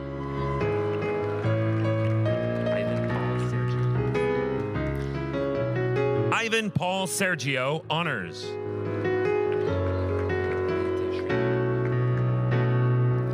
Anita Shreta. Anusha Shreta.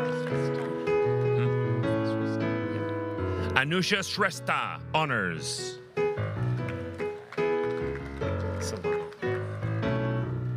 Victoria Silvano, honors.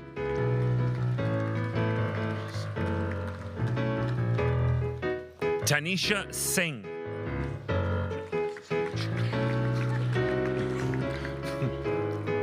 Sonali, honors.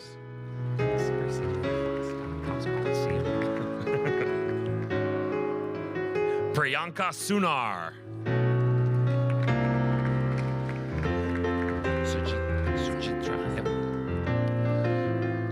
Sujitra Surendran, honors.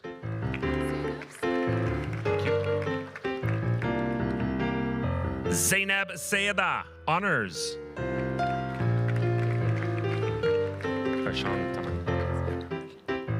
Pema Karshang Tamang. Shariqua. Awesome, keeping this one. Shariqua Taylor, honors. That one. Tenorio. Mary Grace Tenorio.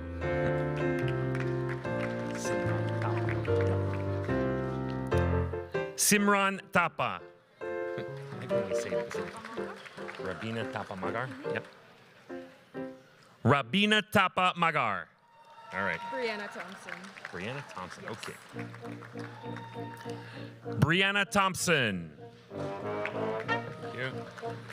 Shantaya Thompson. Shantea. Thank you. Shantea Thompson. Honors. Yeah. Carissa Trevisani.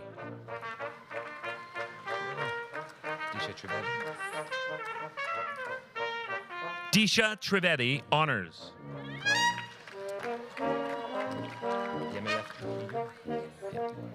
Yemileth Trujillo, honors.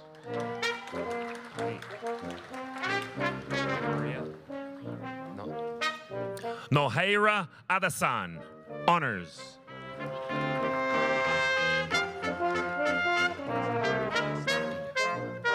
John Carl Villacastine.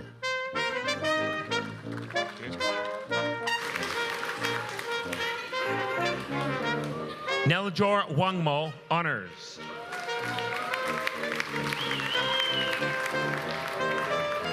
Autumn Wanch, honors. Jillian Young.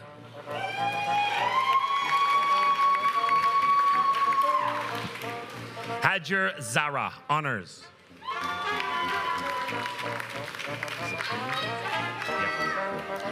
Hala Zetoni, honors.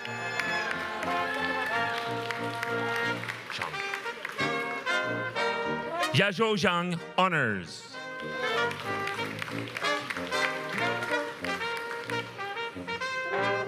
Business. Jude Chinedu Abba.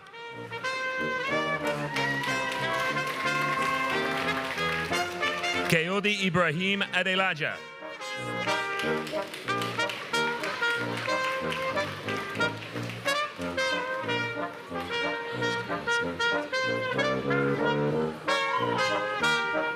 Jaskaran Singh Aluwalia, honors.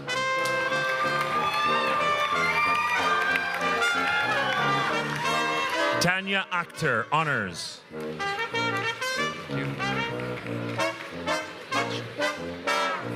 Haytham Al-Sharif.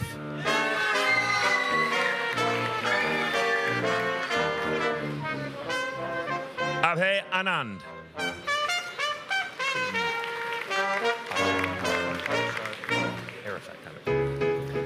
Bashar Arafat.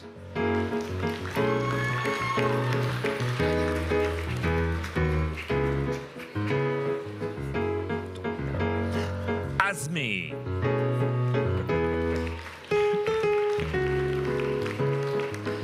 Harry Hitesh Kumar Bharat.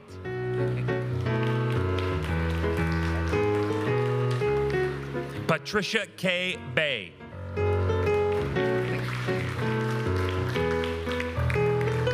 Dominic Brown.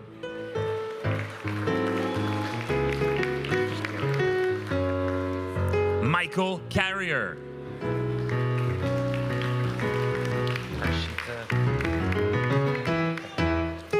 Arshita Chechi.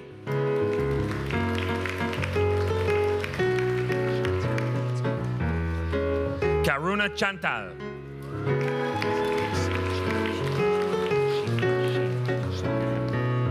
Sandeep Singh Sheena.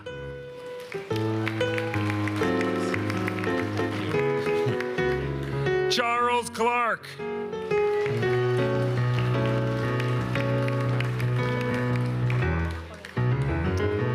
Diana Cabrera Coronado.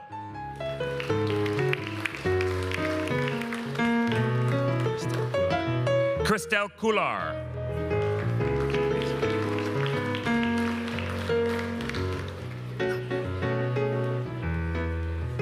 Ayush Dangi.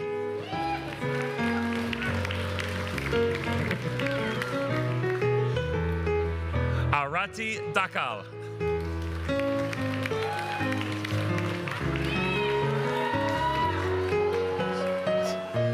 Lucas Felice.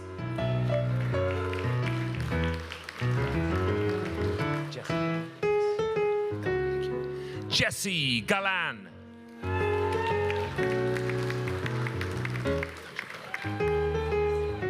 Mitanshu Garg.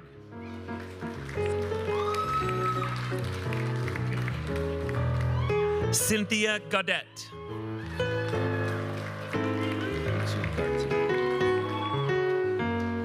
Ritu Garti Gurung.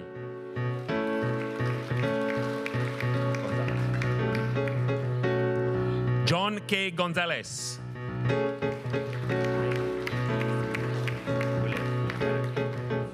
Elise Goulet.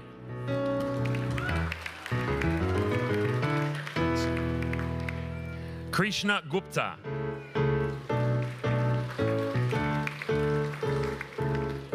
Manip Gurung.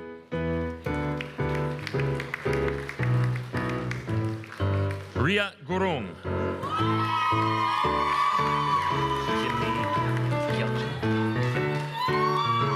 Kinley Gyelchin.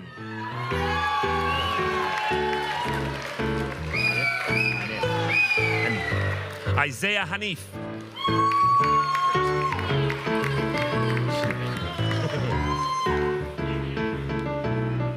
Oliver Hunt.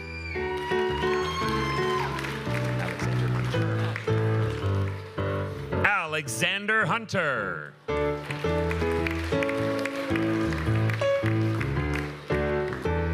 Simran Jaglan.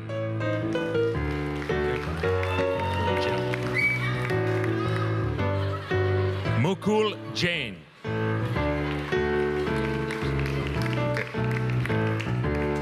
Karandeep Singh Johal.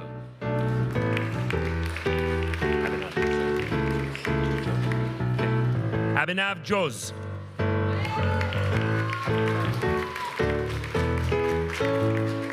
Adilpreet Kaur.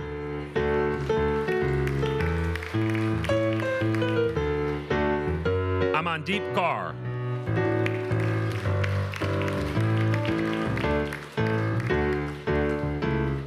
Amanpal Kaur.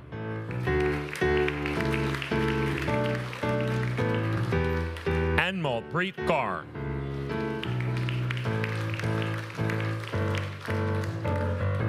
Gurleen Kaur.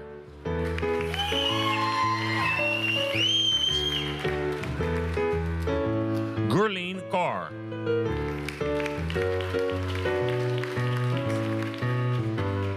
Gursimran Kaur.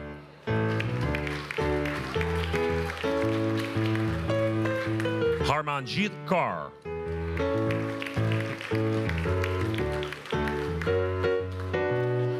Harmanpreet Kaur.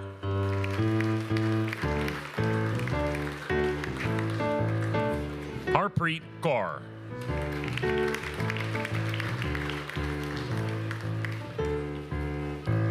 Husanpreet Kaur.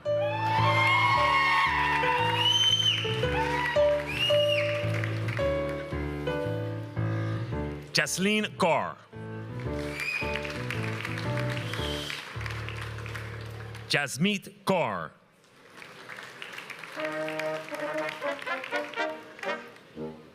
Jaspreet Kaur. Honors.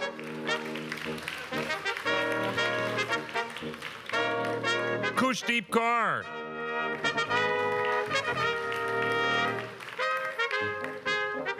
Kirandeep Kaur. Honors. Gurjit Kaur.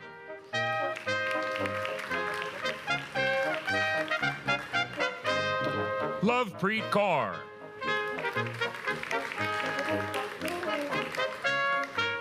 Manmeet Kaur.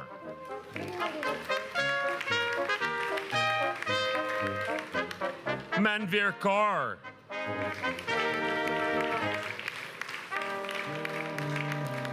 Pardeep Kaur.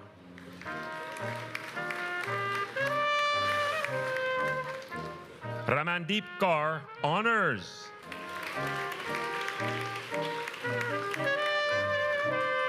Rashdeep Kaur. Ratinder Kaur.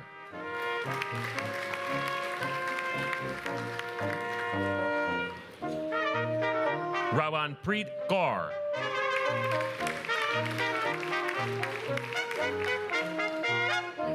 Simarjeet Kaur.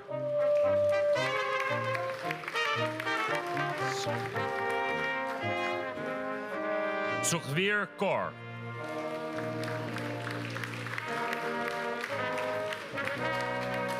Maitri Prashant Khatri.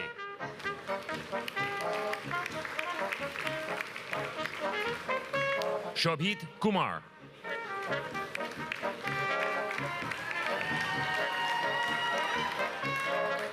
William Larkin.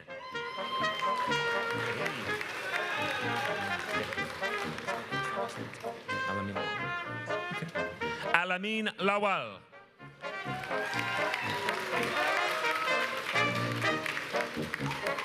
Damon Lewis.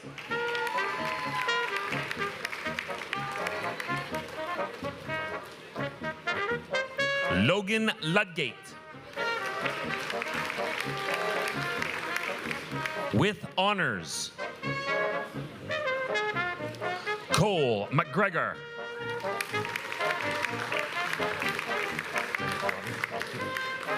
Nathan Manitowabi.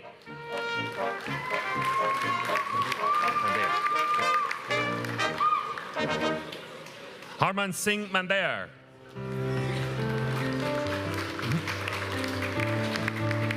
Baldeep Singh Manchia.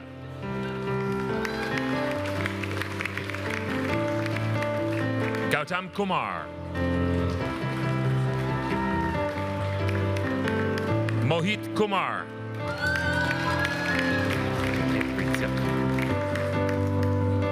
Mahak Preet.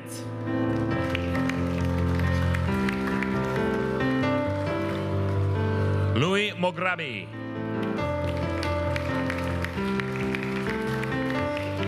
Haley Money honors. Muskan Mum.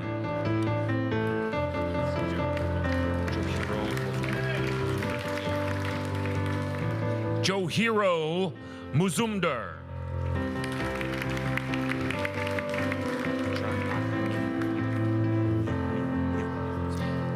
Tranat Min Wen.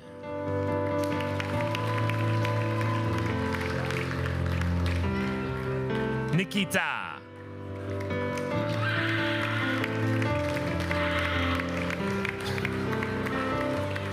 Dhruv Yagnesh Kumar Patel.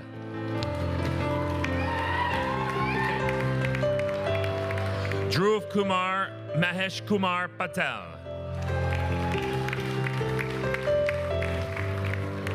Jil Patel.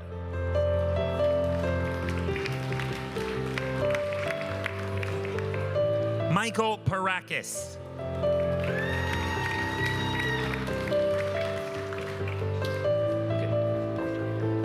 Simon Promchat honors.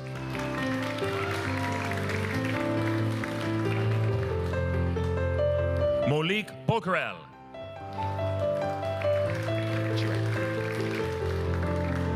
Chirag Puri.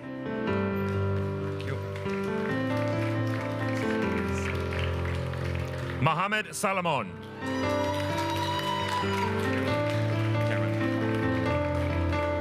Karan Nagpal.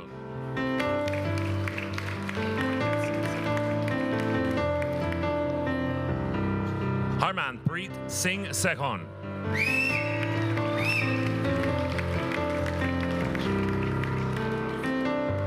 Akshara Sharma.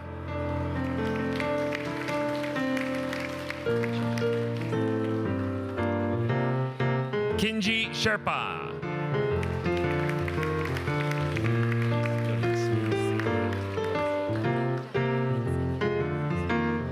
Abril Senya.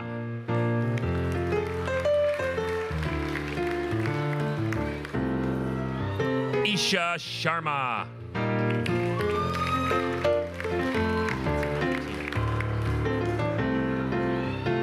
Tina Sharma.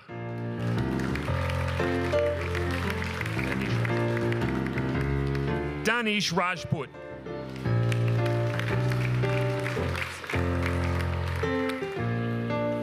Gurnur Singh.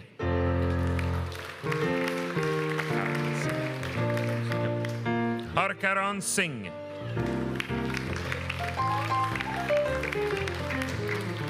Jashandeep Singh.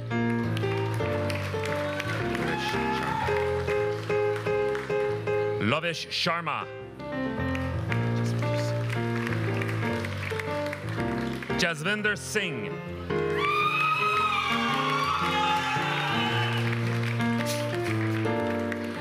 Bhupinderjeet Singh.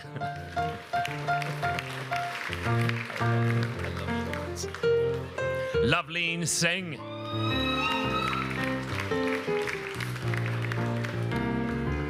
Jagtar Singh.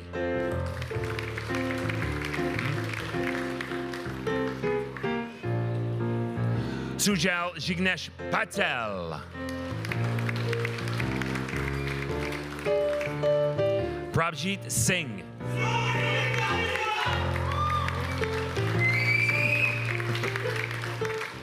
Manpreet Singh.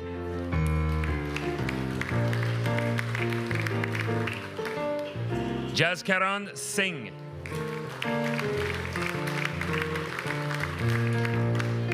Jermanjit Singh.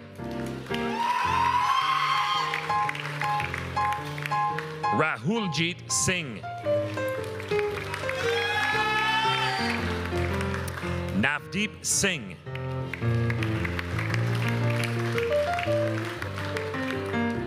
Parminder Singh.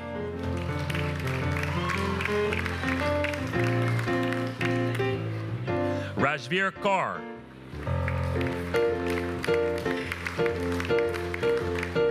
Manreet Kaur.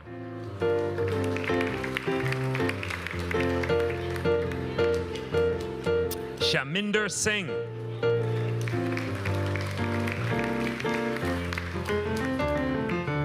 Kamaldeep Kaur.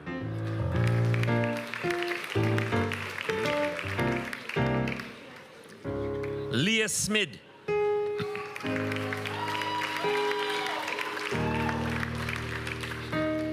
Tejnoor Singh Sohal. Thank you. Stifelmeyer. All right. Martin Stifelmeyer.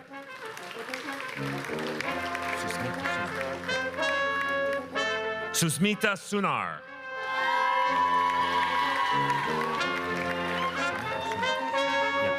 Navdeep Kaur Sunar.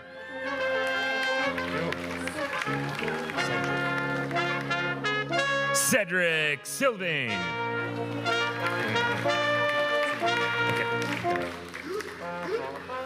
Abdullah Toumi.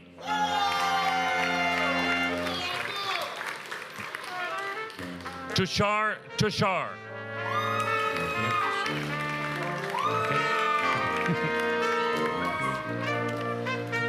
Kushiben Upadhyay.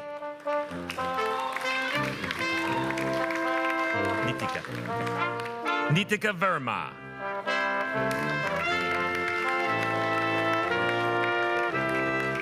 Alicia Whitlow.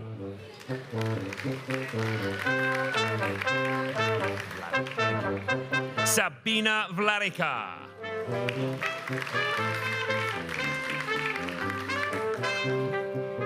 Tamina Yaftali.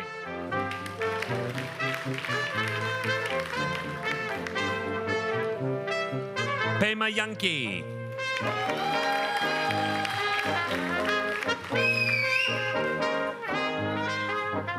Pema Yangzom.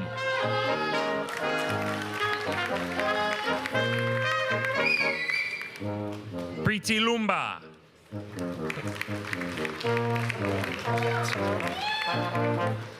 The last graduate this evening is Prabjot Kaur.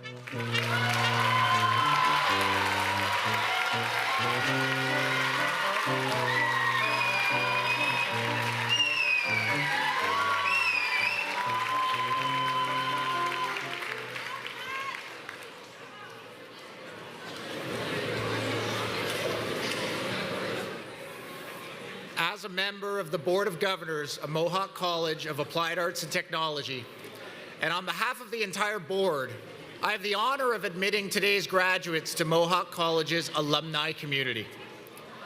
We are proud of what you have accomplished, and we look forward to seeing what you'll contribute as highly skilled and future-ready Mohawk graduates. And now, you will be welcomed into the alumni community of graduates of Ontario Colleges of Applied Arts and Technology, an honor bestowed only upon those who have met high standards of conduct and learning. Graduates, at this time, we ask that you please stand if you're able to do so.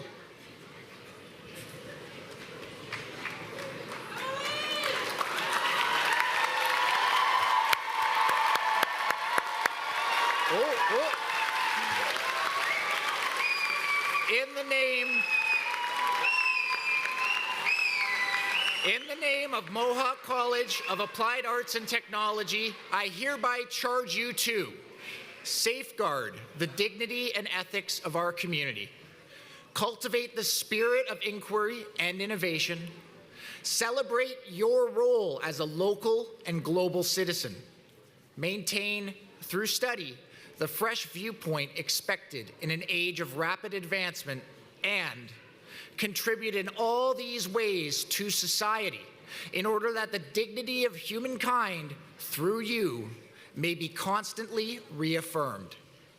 Scientia opus omnium. Knowledge is the work of all. Congratulations, graduates.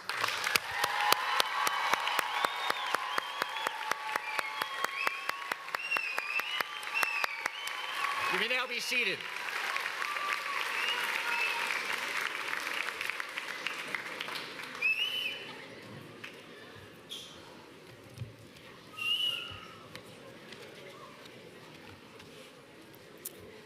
As Registrar, I also have the honor of presenting an Outstanding Achievement Award to a graduate of the Early Childhood Education Program at today's ceremony.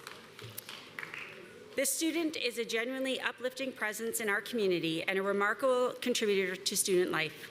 Her energy brightens any space she enters, and she consistently offers a warm, authentic welcome to everyone she meets. Whether introducing herself to someone new or checking in with a classmate, her kindness is steadfast and inclusive. She doesn't just take part in student life, she enriches it. She shows up with purpose, engages wholeheartedly, and leads with integrity. Her actions inspire those around her, creating a ripple effect of positivity and connection. In addition to her natural leadership and interpersonal strengths, she also excels in more concrete areas, particularly through her innovative approach to learning. A standout example is her success in arranging an alternative field placement at a forest school. Working with children across various age groups, she adapted effortlessly to the outdoor setting, even in challenging winter conditions. Her resilience and creativity were evident as she found engaging, meaningful ways to support children's learning, regardless of the environment. She is a truly exceptional individual whose dedication to community and volunteerism is deeply inspiring. Her passion for supporting others is evident in the time and effort she devotes to initiatives that benefit both her peers and the wider community. One notable example of her commitment is her volunteer work for the monthly Early Childhood Education, or ECE, advocacy community of practice meetings. Despite a demanding schedule, she consistently prepared by reading assigned materials in advance and actively participated in the hour-long discussions. Her thoughtful contributions enriched the dialogue as she helped interpret key concepts and explored their relevance to future advocacy work in the ECE field. Please join me in congratulating Cassandra Gagnon. Cassandra, you can come up to the stage and receive your award. Come on up.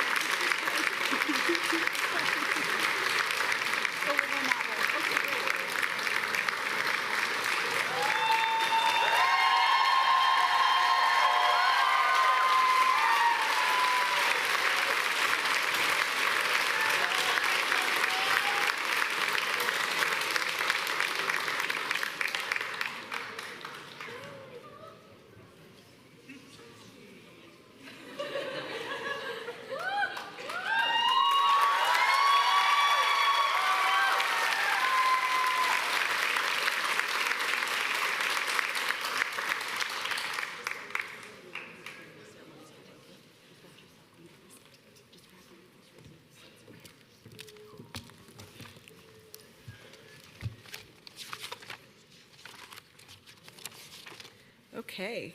Congratulations again to the graduating class of 2025.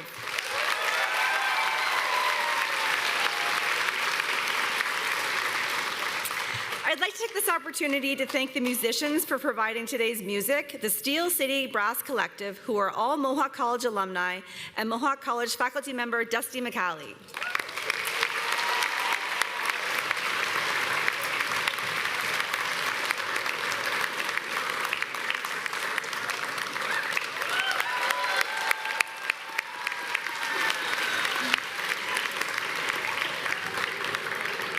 We also have to thank the voice behind the curtain who introduced each and every graduate by name today, broadcast media alumnus Chris May.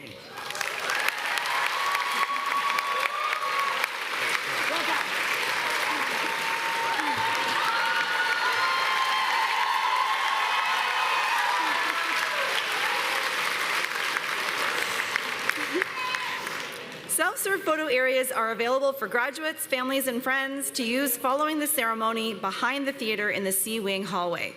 Graduates will meet their family and guests in this space after they return their gowns.